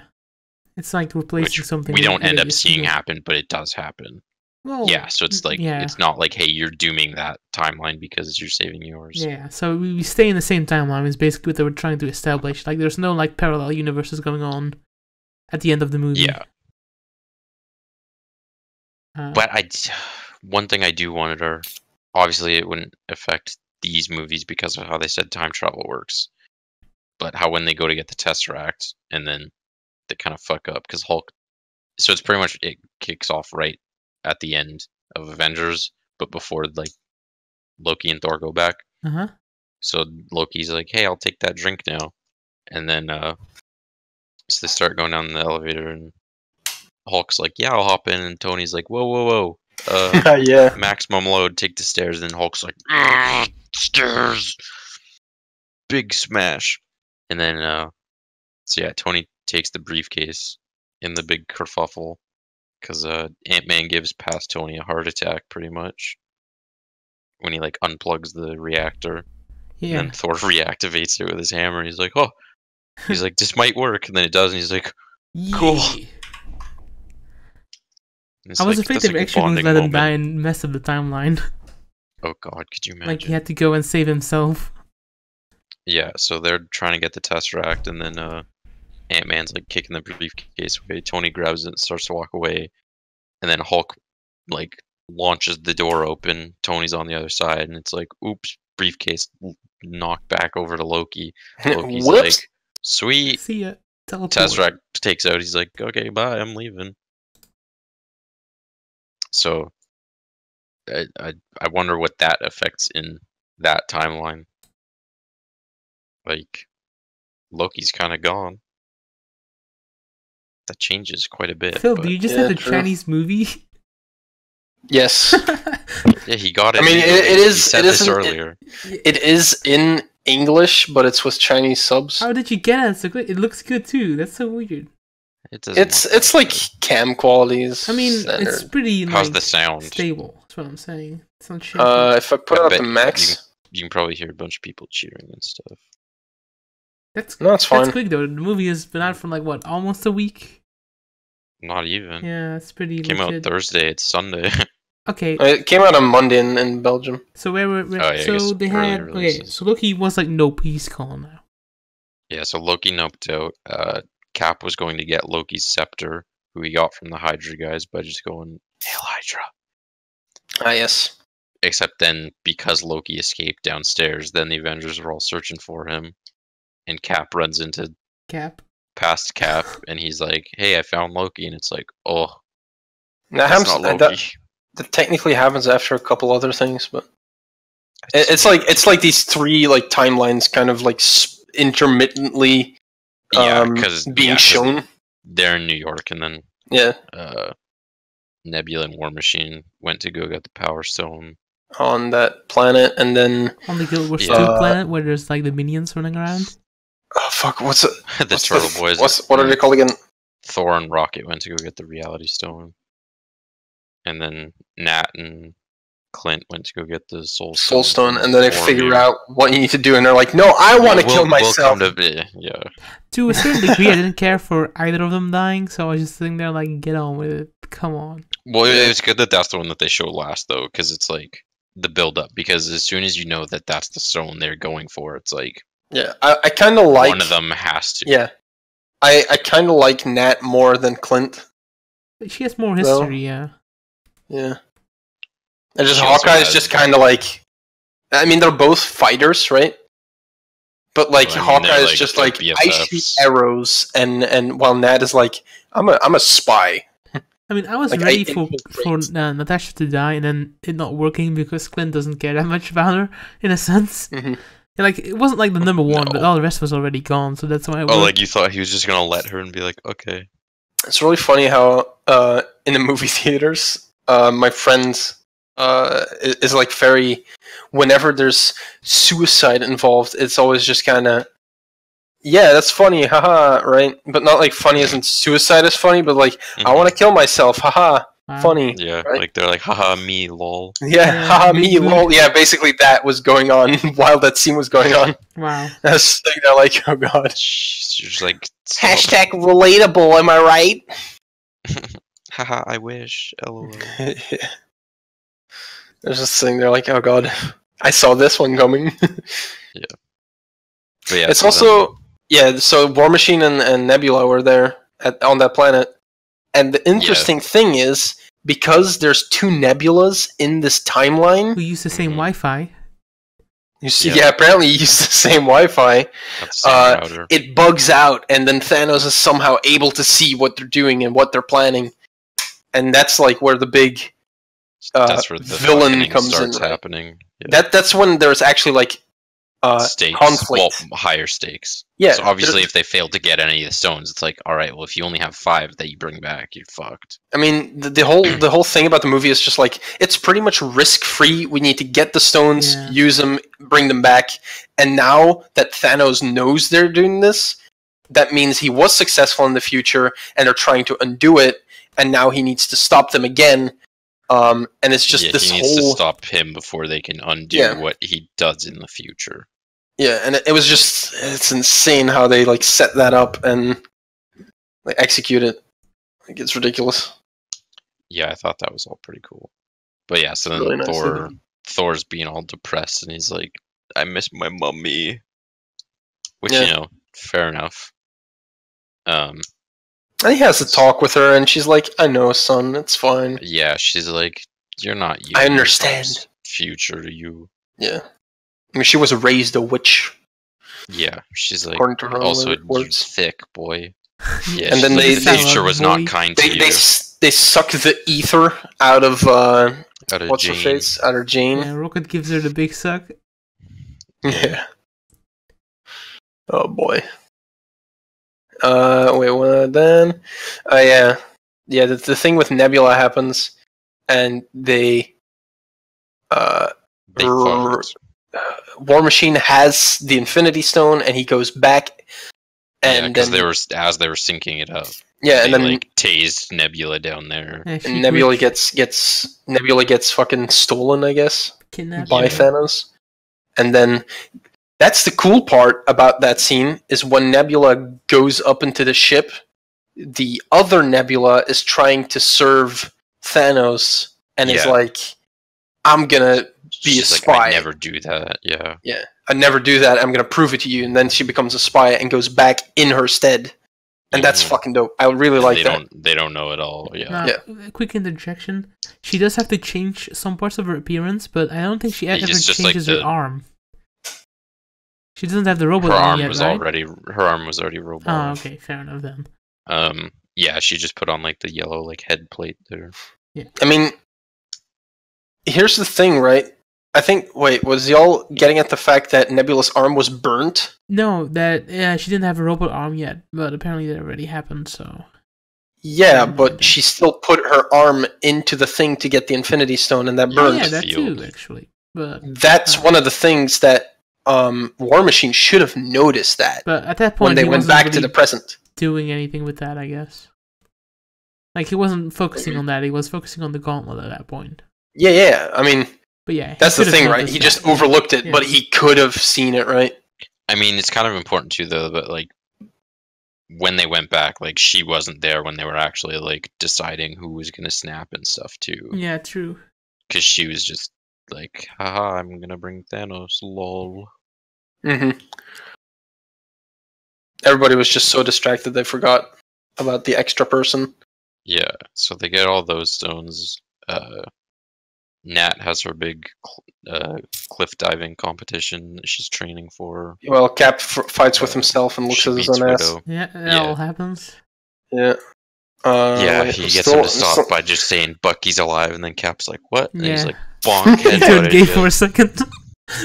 Man, I'm still like catching up with this. There's a lot of things happened in the past. I forgot how much it was. That's what it's going to take. Tony talks to his own dad. Oh, yeah. He goes to steal the Tesseract from the archives, and then talks to his own dad. The Tesseract got away, so then they had to go back to the 70s. I like how his dad is just like, hey, how are you? You're just down here? That's fine.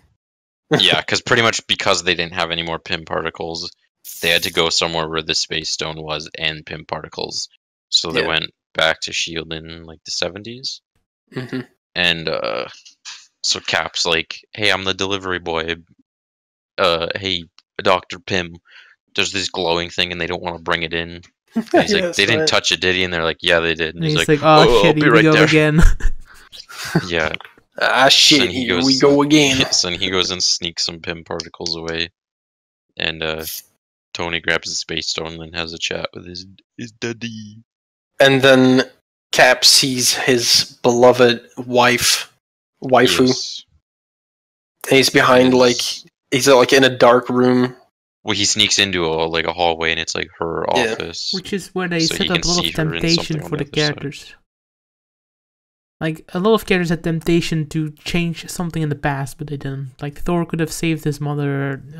Yeah, but she's like, it's okay, I don't need you to. And he's like, ugh. And yeah, I totally thought he was going to before they left anyways, but then Thor's like, haha, I'm still worthy of Mjolnir, and then he takes Mjolnir with him. Yeah, true. So basically, it takes a lot of resolve. That's what they show by using those scenes, I guess. Mm-hmm. So then they get the Tesseract part, or whatever, stone, and then they have all the stones. Yes, they get that.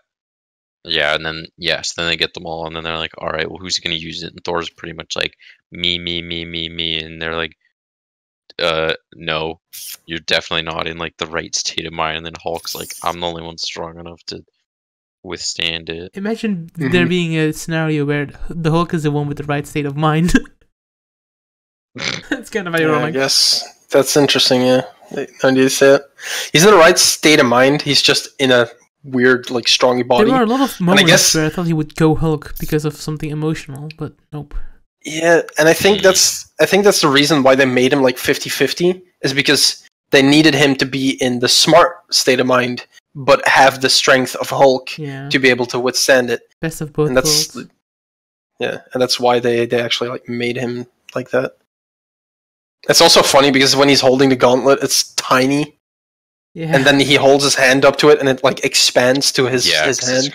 It's made out of the Iron Man nano machine, son. It's fucking funny. It's like, this is never gonna fit. Oh, never mind. Yeah, and it starts raising. It's like, oh, and then once it's actually like on him, then you can see it like going, like the power going up through his veins and stuff. So like then he snaps, but not in the bad way, in a good way. He snaps. Yeah, so he's like, I'm gonna bring everything back, blah blah blah blah. And while all that is happening, Nebula is summoning Thanos through a time portal in space or some shit. But you have to wonder, is it a pin particle? Because she needed that to come back herself. So how does the portal work for Thanos? Yeah, I don't know. I feel like they just like opened a time rift or some shit alien somehow. technology, so like they could pull anything out of their ass. But Ant-Man, I guess. So you gotta sneak that in there. So yeah. So now everything is fine, but then they immediately get shot by like cannons from big giant Thanos. Yeah, they just get fucking barraged by rockets. Yeah, so it's like the snap happens pretty much. Everything should be fine. Ant-Man went and saw the butterflies and birds and stuff. Yeah. And everything should be fine. Ringing, yeah, his phone starts ringing. He's getting called by his wife. And he answers, and he's just like, bruh. And then was that when the explosion happened almost immediately? Yeah. It's basically that moment where you're just like, everything is fine, the movie's over, time to go home, see you guys. And then nothing is fine. And then bam, like immediately gets attacked by Thanos again. Yeah, and it's like, hey, the stones are all in one spot. Thanos is there now. We done goofed. Uh-oh. Then Hawkeye needs to secure the... Out of all people, it's Hawkeye that finds the glove first. Yeah. And I was like, oh my god. Oh god. And then he needs to get away from all these guys, and then Nebula comes. The Outriders. And he still thinks it's like good Nebula. Yeah, so he's all like super dazed, and he's just like, hey, I know you. So he's like, here, take the glove. And then she's like, father. And he's like, uh-oh. Oh, shit. Mm-hmm. Oh, shit, dude. And then... Ooh. Yeah, and then future Nebula showed up, and Gamora. Yeah. Yeah, they're in the ship, and they come out, I guess. Because past Gamora is still with Thanos, too.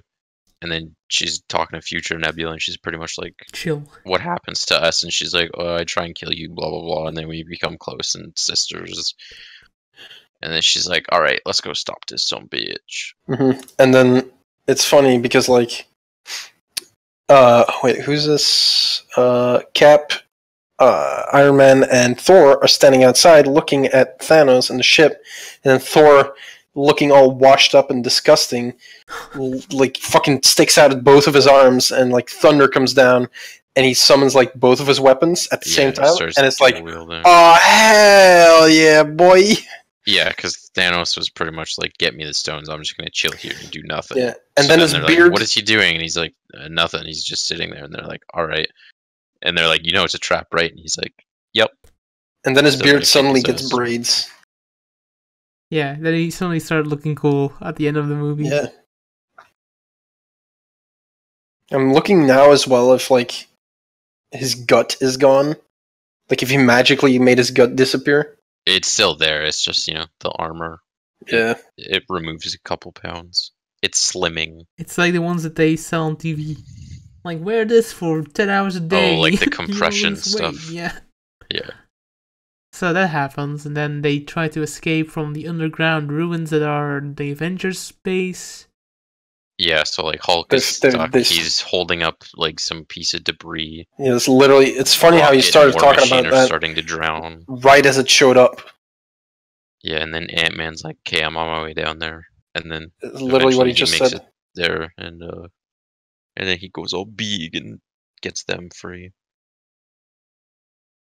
And then so then they're doing a little bit of keep away with the gauntlet. Hawkeye's still running away from She. Yeah, they're like fighting.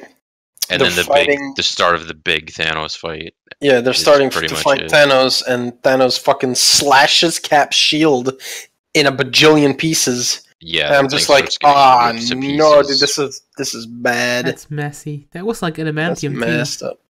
Yeah, that stuff is expensive. The strongest metal. It was vibranium. Oh, vibranium. Yeah. In the comics, adamantium in the comics, it's an alloy of both. So. Okay, I was half wrong then. I mean, sure. Just let me. Anyway, then Thanos' fucking army shows up. Sword move. Yeah, his fucking army shows up with all the beasts and the flying things that were in New York. Oh, like the Leviathan things. Yeah, the Leviathan guys. Yeah. And Cap is getting all riled up, and he's like, for a second, it's like, man, they're so outnumbered. This is bad. Yeah, things are not looking good at all. And then but Cap hears on his and then Worthy Thor happens first, right? What? Or Worthy Cap. No, that's later. That's late. Yeah, Phil is actually watching the movie. Yeah. He walks up to Thanos and is like, "It's not over. I'm gonna fucking fight you until I'm dead." And then the opening of the portals happens, and everybody that they like allied with appears. Yeah, so it's like all the Valkyries, like Cap hears Black Panther people.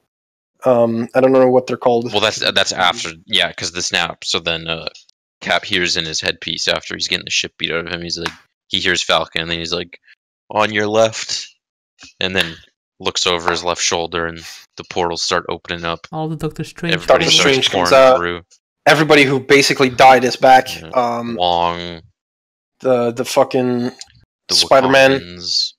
Yeah, and then Doctor Strange and the Guardians come out, and then Spider-Man showing up was actually like doing the Wakanda chant. Yeah, that was me. I'm there. You woke. Y'all is black too. I am. I'm super woke. I'm all of it. Yeah, y'all is all of it. Y'all change his color like a chameleon. Yeah. It's not blackface if y'all does it. Oh wow, guys. Y'all's got a blackface. Not like that pass. Twitch streamer. So yeah, everybody is there, and then Thanos is fucked because there's so many people there. There's no way he was going to win. Even fucking Pepper Potts. Yeah, she shows up in her Iron Man rescue suit. It's fucking amazing, dude. I like the colors on it too, because in the comics it's usually red and silver, but they did the blue and silver. That's something that really nice. That's something that a friend of mine also got at right after the movie was done. He was like, "Dude, the fucking Pepper Potts suit looks so much better than Iron Man's suit." And I'm like, "Hell yeah!" Like the colors are way cooler on that, like gold, blue, and silver. It's so nice. Which is cool because they showed the helmet at the start after the time skip when Tony was talking to his daughter, and she's wearing it and is pretty much like, "Stop right there, criminal scum." And he's like, "Where did you get that?" And he's like, "The garage." Mm-hmm. So and he's adorable. like, "I'm gonna put that back." Don't shoot laser eyes, please. Yeah. Yeah. So then, okay, well, I'm actually who took Black Panther took the gauntlet from Hawkeye, which I think at that point. I mean, before all that even happens, they're just like fighting a bit, and then Spider-Man meets up with Tony Stark, and they have like a moment. Yeah, he's like, he's like, "Hey, so you remember when we were on like that planet and we got turned to dust?" I just woke up, and then Doctor Strange was like, "Hey, we gotta go help because it's been 5 years." And then Tony just gives him a big hug. Hug. Peter's like, "This feels good, Mr. Stark." And then the best moment where fucking Star-Lord meets Gamora again. Past Gamora, who does not know Star-Lord. Does not know him. And he's just like, "Gamora?" And Gamora's just like, yeah, and he like, "This is the fucking guy? This is the fucking guy that I dated? What?" Kicks him he leans in to give a kiss, and then Gamora like knees him punches twice in the nuts. Yeah, and he's like, "The first time you missed, the second time you hit both of them." Even when you said it, I still laughed. Oh, it's so good. Yeah, and then she's like, "This is the guy," and Nebula's like, "It was either that or a tree." Yeah, it was either that or a tree. That fucking got me. I was like, "Damn." Fucking imagine that. Gamora was with Groot. Got wood. Godwood. I'm not even going to say it. So yeah, and then the whole torch passing happens, I guess, where they give the gauntlet to all the other people. Yeah, their big old football move. Yeah, So they need to get the gauntlet back to the quantum realm. Except the van that has it in it is pretty much on the other side of the battlefield. Yeah, so it's trying to find the moment where Cap is worthy. So it's like a rugby moment. But I think what's important is the characters that pass along are like the newest members of the Avengers, I think. Because it goes like Black Panther, Spider-Man, and then Captain Marvel. Yeah, she didn't carry it for too long. No, because, you know. But, yeah, so, like, yeah, it's cool. So, like, Black Panther's running along and everything, and it's like... I'm pretty sure the Cap worthy thing happened before they all came back through the portal, but... I'm checking right now. Or was it right before, like, the very end? Yeah, I mean, right here where I'm looking right now, not Cap, Thanos has the gauntlet, he's about to put it on, and that's after he's worthy. Trying to find it. It definitely is. But yeah, so like Black Panther is running along, he's getting shot and stuff, and it's just getting absorbed, and then he's doing his big ground slam. Oh yeah, it does. The worthy thing does happen before all that. Yeah, before they show up. Before his shield even breaks, that's right. Because he like uses his shield together with the hammer. Yeah, it doesn't matter chronologically. There's just a fight where he uses the hammer, which is pretty sick. Yeah, so like Iron Man got knocked away or whatever, and then Thor's kind of going one-on-one. And he gets pretty much just like disarms... He pretty much disarms Stormbreaker, and then he's about to stab him with his big old sword, and then the hammer just floats up and knocks into him and flies back, and then you see it go right into Cap's hand. In the face. Oh, yeah. Anyway, so the torch passing happens. So Scarlet Witch is there. And then Spider-Man takes it. And then he, like, hops onto Valkyrie and stuff, and he's, like, swinging on Pepper at one point, I think. Yeah, that was a really cool Vision moment. Still can't get back because it's a fucking AI. No. He didn't actually die. Vision can't come back he died because before he didn't die the from the snap. Yeah.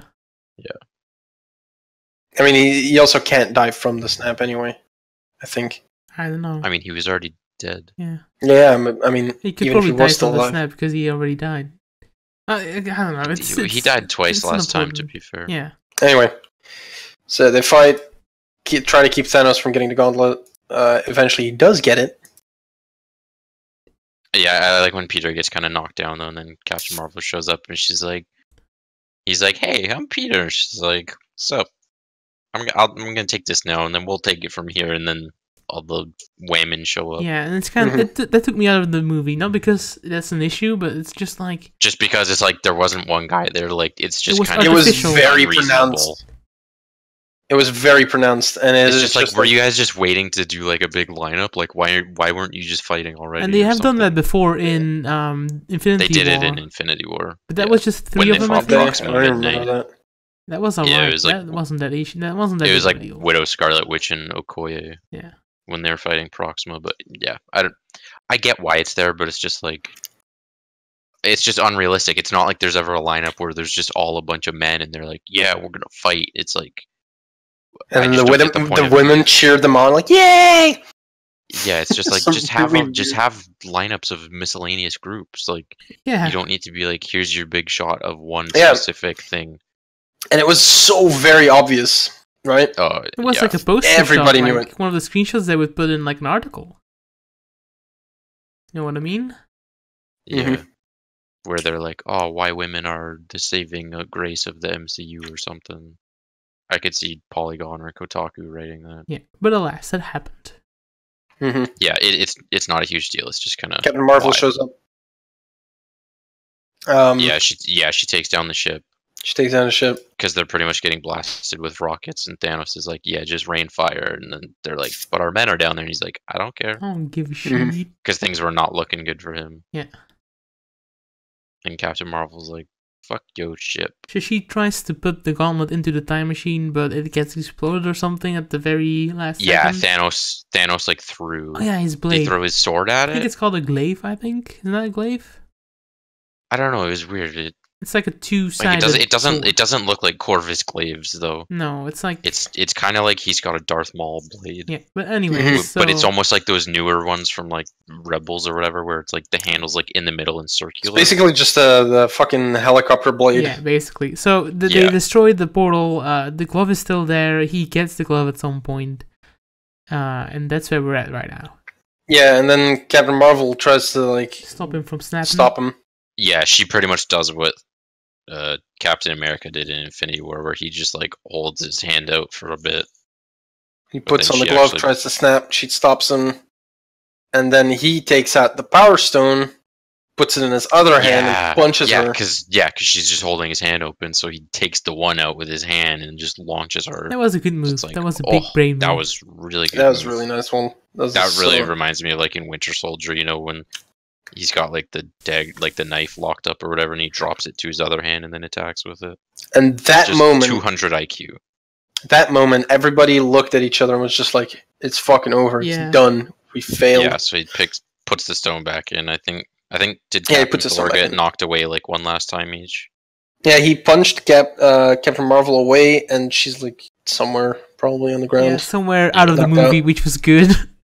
Yeah, and so for a while too, like they pretty much like broke part of like the lake, so like water was all pouring in. So Doctor Strange was over there making like a big tornado, holding that together.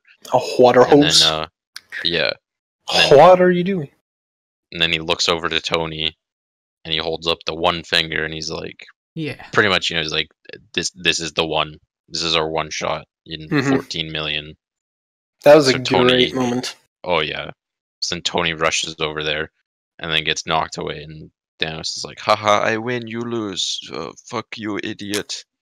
Snaps. Nothing happens. And that's the part that I always predicted would happen in this movie, where they would like take out one stone, do a fake out. Yeah, I mean that's even it. All they would have had to do is take out one, and it still wouldn't have worked. That's what I would have done in the beginning, after the first snap and Thanos attacked. Let's take out one stone and keep it for myself, just in case as a safeguard. But this is. But then again, if you do it 2 separate times, then it's like but this is the big fake out, right? He snaps and it's quiet, nothing happens, and then. Yeah, and then he slowly turns his hand around. You see, there's no stones, and the stones are in Tony's Iron Man suit. It's like still moving into position as it switches his normal glove into the new gauntlet. Yeah, so obviously he used his nano machine tech, because so the gauntlet that Thanos had on was still his like Iron Man one. So Tony's just like yoink, snakes all those from him real quick. And then Tony snaps his fingers. Well, no, he's like, I am Iron Man. Yeah, and then he snaps his fingers. Also, Tony looks like, even when it's just first activating, he's like, he looks way worse than Hulk or Thanos did. Yeah, I mean his suit is like coursing through his degrading and stuff. Yeah, it looks like it's burning him alive, pretty much. His nanobots are fucking dead. Yeah. And then everything on the battleground that belongs to Thanos just fucking dusts. Fades away. Yeah. It's like big power play right there. Thanos is just standing there alone. Not even know if he says anything. Does he say anything? I don't think no. Just vanishes. Kind of like he's just looking around at like his like defeat. That's army, I guess. Yeah. Mm-hmm. And he's like, I won, but my victory was taken from me, dude. Yeah. He doesn't say anything. He just kneels down. He's just like, shit. Accepts the inevitable, which is no longer him. Nope. Yep. I mean, he sits down, I think, actually. Yeah, he accepts defeat. Yeah. Meanwhile, Tony is like disintegrating off his body. He's like already off. I feel like in the end, Thanos would be happy with both kind of endings, because like, I'm dead, so it doesn't matter. But if I am victorious, then it's fine anyway. Well, he already realized his original goal was failed. Even if it gets undone. Like, he already realized his first ideal was flawed. So. Mm-hmm. But I mean, he also saw that he won, so he's just kind of like, cool. Yeah. Now I just need to stop them from stopping my win. Mm-hmm. Except they did stop it. So then we get the big emotional scene. Everybody's rushing over to Tony Stark, who is basically only half a guy. Mm-hmm. He's super donezo. Like he's fucking white as shit. A minute left, maybe. Like half of his body is like already like Rhodey's there, burned. and he's just kind of like. Spidey shows up. You did it, boy. Yeah, Spidey's like, hey, Mr. Stark. We did it, Mr. Stark. We won. He's like, you're gonna be okay. Which is kind of like in contrast. Tony like doesn't even say anything to him. Yeah, he's just fucking silent. He only starts talking when Pepper shows up. Pepper shows up. Yeah. I thought he was blind and stuff as well, like a Fullmetal Alchemist moment where it takes away stuff. Mustang or whatever his name was loses like his sight. Mm-hmm. Yeah, so that was big emotional moment. I think that's the only moment where I was like legit emotional. I think that's where it hits, where it's like the saga is over. Again. You know what I mean? The thing that actually made me more emotional than that moment was when afterwards they're looking at like a playback of Tony. Oh yeah. Oh, his message that he had recorded. Mm-hmm. And then they're all like lined up in front of like the pretty lake. Much, yeah, for his funeral. Mm-hmm. Everybody's there, and then Happy's talking to his daughter, and he's just like, "I'll give you all the cheeseburgers in the world." Yeah, she's like, "How you feeling?" She's like, "Okay." Which is a reference to the first. She's like, "I'm hungry." Iron Man movie, by the way. Yeah, obviously. Yeah. Because Happy even says, she's like, "Your dad really liked cheeseburgers." Mm-hmm. Which was the first thing he got when he came out of the cave. Went back to America. Yeah. He's like, "I want a cheeseburger." I felt like it was kind of like downplayed. Her reaction to the whole thing. She definitely, was she like, didn't okay. even cry. It was kind of messed up. But I mean, I guess that's what a child would do. I get that you wanted it to be kind of cute, but I think that's a child would do in a like play where they don't know their father. You know. I mean, what do you mean? Yeah. I feel like it was that's just like a very typical child thing to do because they don't realize it yet. Yeah, I guess they don't realize what death means, so they can't know. And like after maybe like a couple weeks, they're like, "Where's Dad?" And like kind of settles in. Yeah. I was kind of hoping he had like an AI version of himself waiting, but that never happened. Oh, had a LMD ready to go. What do you mean? Like life model decoy. It's a thing in the comics that I think it's been on Agents of S.H.I.E.L.D. too. Yeah, the way he just makes like an AI copy of himself that can interact with people. Oh yeah. But it's fine. It was a good, like I said, Endgame as a whole was basically just like the wrapping around the present. It was nice. Yeah, I can't wait for the moment where they're gonna make Iron Man. What is it, 4? And it's gonna be Iron Heart. If anything, it would make more sense because the kid from Iron Man 3 was there at the funeral. If anything, be like, hey, have him start kind of doing stuff. But that might actually be the either of you even remember the kid from Iron Man 3. Oh yeah, because at the very end it's just the sound of like from Tony when he was building his suit in the cave, hammering away. And then the funeral happened. Everybody was very emotional, but they still had one thing to do, and that's bring back the stones to the past and give Thor his hammer back, I guess. Yeah. Also, I'm sure Cap took it with him, so, if he had to deal with anything, I don't think he really would have had to, but to return the stones and the hammer. Yeah, which I thought they were going to forget about, but they didn't, which was good. Yeah, which is good, yeah. Imagine that if it was just like, fuck it, dude. And meanwhile, in the other fucking reality, everything's going to shit. Before that, though, Thor also went back to New Asgard, and then Valkyrie was like, hey, so they need a king, and he's like, nah, they already got one. Yeah, he was like, yes, Queen Slay. Yeah. And then she's like, really? He's like, yeah, that's the order, your majesty. And she's like, bah. He's like, yeah, I'm just gonna go do whatever. Yeah.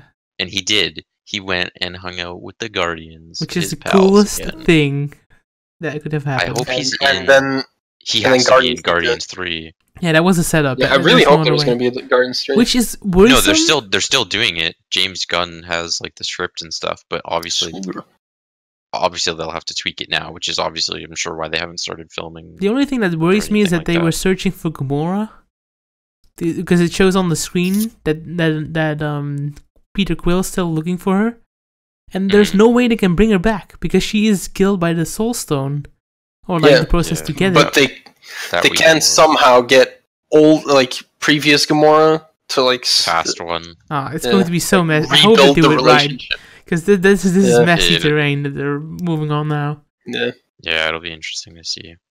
And then the fucking Cap goes back, and then they're like, he's gonna come back in 3, 2, 1, and he doesn't. And they're like, shit, something went wrong. Yeah, and Falcon's like, and they're like, maybe something went right. Oh, I'm trying. Yeah, Bucky looks over, and there's a guy sitting on a bench, and he's like, yo, fam, That was like one of the best moments in the movie, I think. Yeah. Maybe not the best moment, but like it's one of those things where it's a reveal. Really good, yeah. Because like I felt it coming too. I was like, I don't think he's gonna come back. Well, yeah, because like he could have easily brought Falcon with him, but he's like, no, I got to do this alone. It was kind of also like he's like, I'll be good. It's kind of the American thing, though. Well, not American, but Captain America, right? That was always like kind of in his mind that he wanted to go back to his time. So yeah, like he's just kind of showed up 70 years in the future, and he's like, I had a dance I needed to go to. So yeah, what the that hell? Was a nice way to fulfill his arc. Mm-hmm. Yeah, so he's all old, and he's like, yep, I did it. He gives his shield to the Falcon, which is kind of confusing, because what is he going to do with it? Yeah, I was thinking the same. He's the new Captain America. But he's also the Falcon, though. Yeah, he has and he's wings. Not super strength going to do. You know what? One of my suggestions was there's a Bionicle that fucking shoots discs. That's the guy, dude. Do that with the shield. You know what? You're not even wrong. He's gonna shoot the disc. He's gonna shoot the shield like out of a fucking launcher on his back. And he flies and he just returns to his like launcher a Bakugan. That'll beat him on. Yeah. Yeah, you can like roll up. That's glorious idea, Phil. And then they cut back to like the past where Steve Rogers is enjoying his retirement, I guess. Dance with Peggy. And dance with his wife. It's a beautiful moment. Because it's like, that's kind of like the moment you've been waiting for since the first Avenger, right? Since Captain America. Mm-hmm. And then it happened and you're just like, oh god, yes. You finally got your dance. Good one. Yeah. Now you're not a virgin. Imagine. He was totally a virgin, right? Oh, he definitely did. He was 100%. Such a good guy. There's no way he wasn't. Yeah. He wouldn't cheat. Is that a movie? There's like more happy ending stuff that happens, but overall, that's about it, right? There's no it shows credits, Peter back at school Endgame with scenes, Ned, end credits doing scene. their bro high five, and Ned's all like, "Bruh." Yeah, so we were sitting there, and I was talking to my friend, and he's like, "One of these, I say this every time, they're going to fake us out at some point where we don't get an end credit scene, right?" Yeah, and I think they should have done it with Infinity War, but I read an article where it's like, you don't need to sit through the credits because there's not going to be a thing. And I was like, I'm still going to sit there. Yeah, there's no way this might be a lie, this might be a debate. Well, also, even then, it's like, I don't see sitting through the credits as a waste of time. Like, yeah, you talk to your friends, or like you retrace. You can unpack. Yeah. And then they hit us with a Disney also, logo. You know, a lot of people worked on the movie, so true. Yeah, so I read some of the names. I was like, "That's a ridiculous name," but I love it. It's a Game Grumps moment, right, Phil? You're like, "Hey, yeah, true. I appreciate you, person whose name Peter Starkman. Catering by Peter Starkman. But yeah, then they just hit you with the Disney logo, and you hear like an anvil, like ting ting ting, and you're like kind of like, oh man, they blew all those items. Still, Jimmy Ray Pickens. Oh yeah, Phil's watching the credits right now. That's Robert Downey Jr. Who's that guy? Stupid name. TJ Cobb. I like what they did with the credits for like the main six too. Yeah. How it like showed stuff from like all their movies and like they had their signature up. So far. Oh yeah, that was now cool. People can forge their identity. Because that's the signature they put on real documents. Yeah. No, I'm sure they have like a different signature for like. Oh, absolutely. Fans and official things. Yeah. Could you imagine if you didn't? So overall, too lazy to have two signatures. Overall, I'd say the standalone movie is like an 8, but because of all the legacy, I'm going to give it a 9 out of 10. Yeah, I don't know. It was a really interesting ride, and I thought that they pulled off a lot of interesting things, like a lot of interesting mechanics, I guess, with the plot. Mm-hmm. Yeah, and like we all knew. I feel like that just deserves a better score than just the previous movies.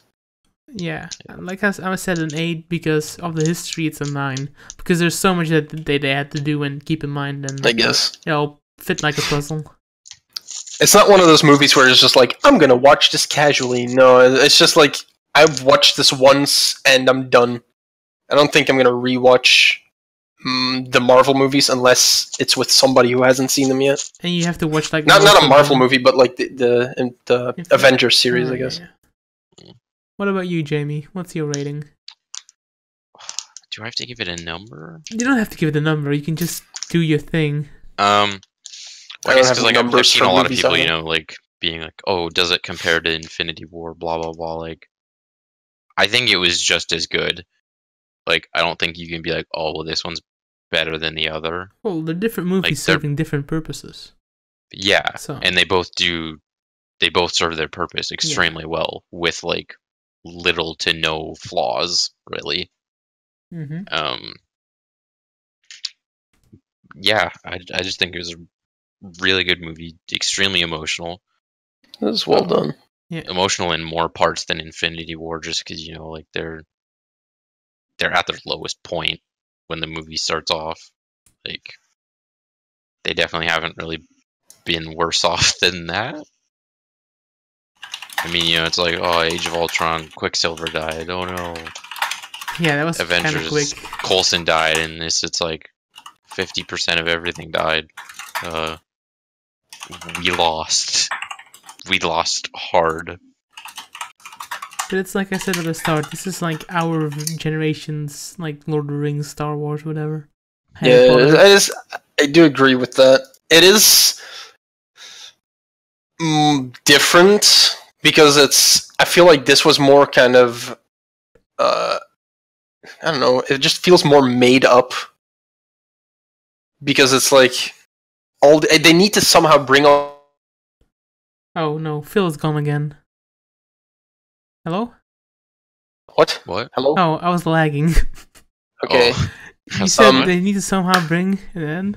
Yeah, they need to somehow bring all these stories together of all these like separate movies. All these heroes need to become like one. Yeah. While that Tolkien made this entire fucking lore. It was already laid out there. Like, everything's laid out, everything's perfect, and then he writes a story with the things he has in these specific rule sets, right? He can't just say, like, bam, there's time travel because somebody invented it. No, it's like he has these rules, and you can't step out of that realm, right? I see. Yeah, like in this, obviously they had like an overall roadmap, but like a lot of it was just kind of changing stuff on the fly as they went. So, and you feel that they did that, but it's fine. I still agree with you saying it's this generation's Lord of the Rings. That's a very decent statement. What I think. I mean is, like, it's going to be like it does get a at landmark. Like, it's going to be like a... Oh, definitely. You know. Oh, it's a mark on like, history. At least in the film. like however many years from now, like Infinity War will definitely be talked about in like film study classes. Like, also, did they? I don't remember, but did they have Stan Lee somehow in this movie? Yeah, he rides in a car. It was back in the 70s. Yeah, I feel like I remember that, but I don't exactly remember. He drove past the army base. Oh yeah, that's right. Yeah, okay, I remember now. Exactly. Okay, I do also remember him being in Captain Marvel, but that was the actual him. I don't know the last appearance of him IRL. That was his last. Is that confirmed? I thought that was. I heard it from somewhere. I don't know if it's confirmed. I feel like that might have been CGI. They filmed Spider-Man quite a while ago, though. Mm-hmm. Yeah, and Captain Marvel was also filmed way before. But that's it. That's Infinity War. Because I'm pretty sure, Spider-Man definitely would have been done filming before he passed. I'd be surprised if he's not in that. It's definitely one of those things where it's like they rounded off the series pretty much around the time that he passed, because it's only been like I don't even remember how long. November. A couple months. That's what I said to my brother. Like half a year. This is the Endgame. It's like half a year. And it's, I don't know, it's just... It's almost like symbolic in a sense. It's pretty nice. Not that death is nice, but it's a beautiful death. That's what I mean. I wonder if they had, like, well, maybe not like a finished cut that far back, but... It's also similar like to... if you kind of got to see, like, the finished product. It's also a similar story with George R.R. Martin and Game of Thrones. Because he's got, I think he's got cancer. I think it was cancer. And there was a lot of people who were concerned that he was not going to be able to finish the story before he passed away, which is like a really rude thing to ask somebody. Yeah, hey, finish writing, idiot. Yeah, please. I don't want these stupid people to fuck it up. And I'm sure George doesn't want that either, but like, it's still like it's fucking stupid to ask this guy who has this pretty much uncurable disease. Like, it's fucked up, man. Oh well, I was just like, he's gonna be fine for as long as Game of Thrones is relevant.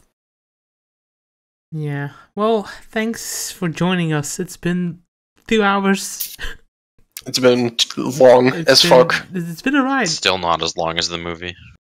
That's we got true. close, though. We got close. We went through. We recapped the movie in like an hour. Well, we got a title card. The first hour was a mess, and then we started getting our act together. Yeah, true. Which is true in the Palscast. That's how we go. We either fall asleep halfway or we go all the way. Don't reference that. I keep referencing it because I can't get over the fact. Jamie, you weren't there for that, but in the previous episode, Jake fell asleep while we were talking. Yeah. Oh I had to kick him out. What were you talking about? Everything, don't remember. Actually. Like, just random stuff. Just talking, like catching you know up. what? It might have been about Overwatch. Yeah. At some fair. point, we were talking about something that he was just not able to involved talk in, much and then of. he fell asleep. Yeah, that was close. It was just like that's I don't know. That feels like Jake. This is a hot mess of a podcast. Speaking of hot messes, Scarlet Witch is the hottest. Okay. I thought you were gonna transition into some sort of ad read. Oh yeah, no, Yeah, we don't have like that that. here. I just That sounded like a segue into an ad read. no, but Scarlet Talking Witch. about hot messes. Scarlet Witch, 10 out of 10. That's all I'm saying. Hot Pocket sponsoring y'all Palcast. Any statements on my opinion, or do you guys agree? Wait, what was the opinion? Scarlet Witch is the a 10 out of hottest. 10. Yeah. Oof. I'm not going to argue that she's a 10 out of 10. That's She's definitely 100%. great. Do you have a higher pick though? Yeah, I'm thinking. in the MCU. Captain Marvel. Yeah.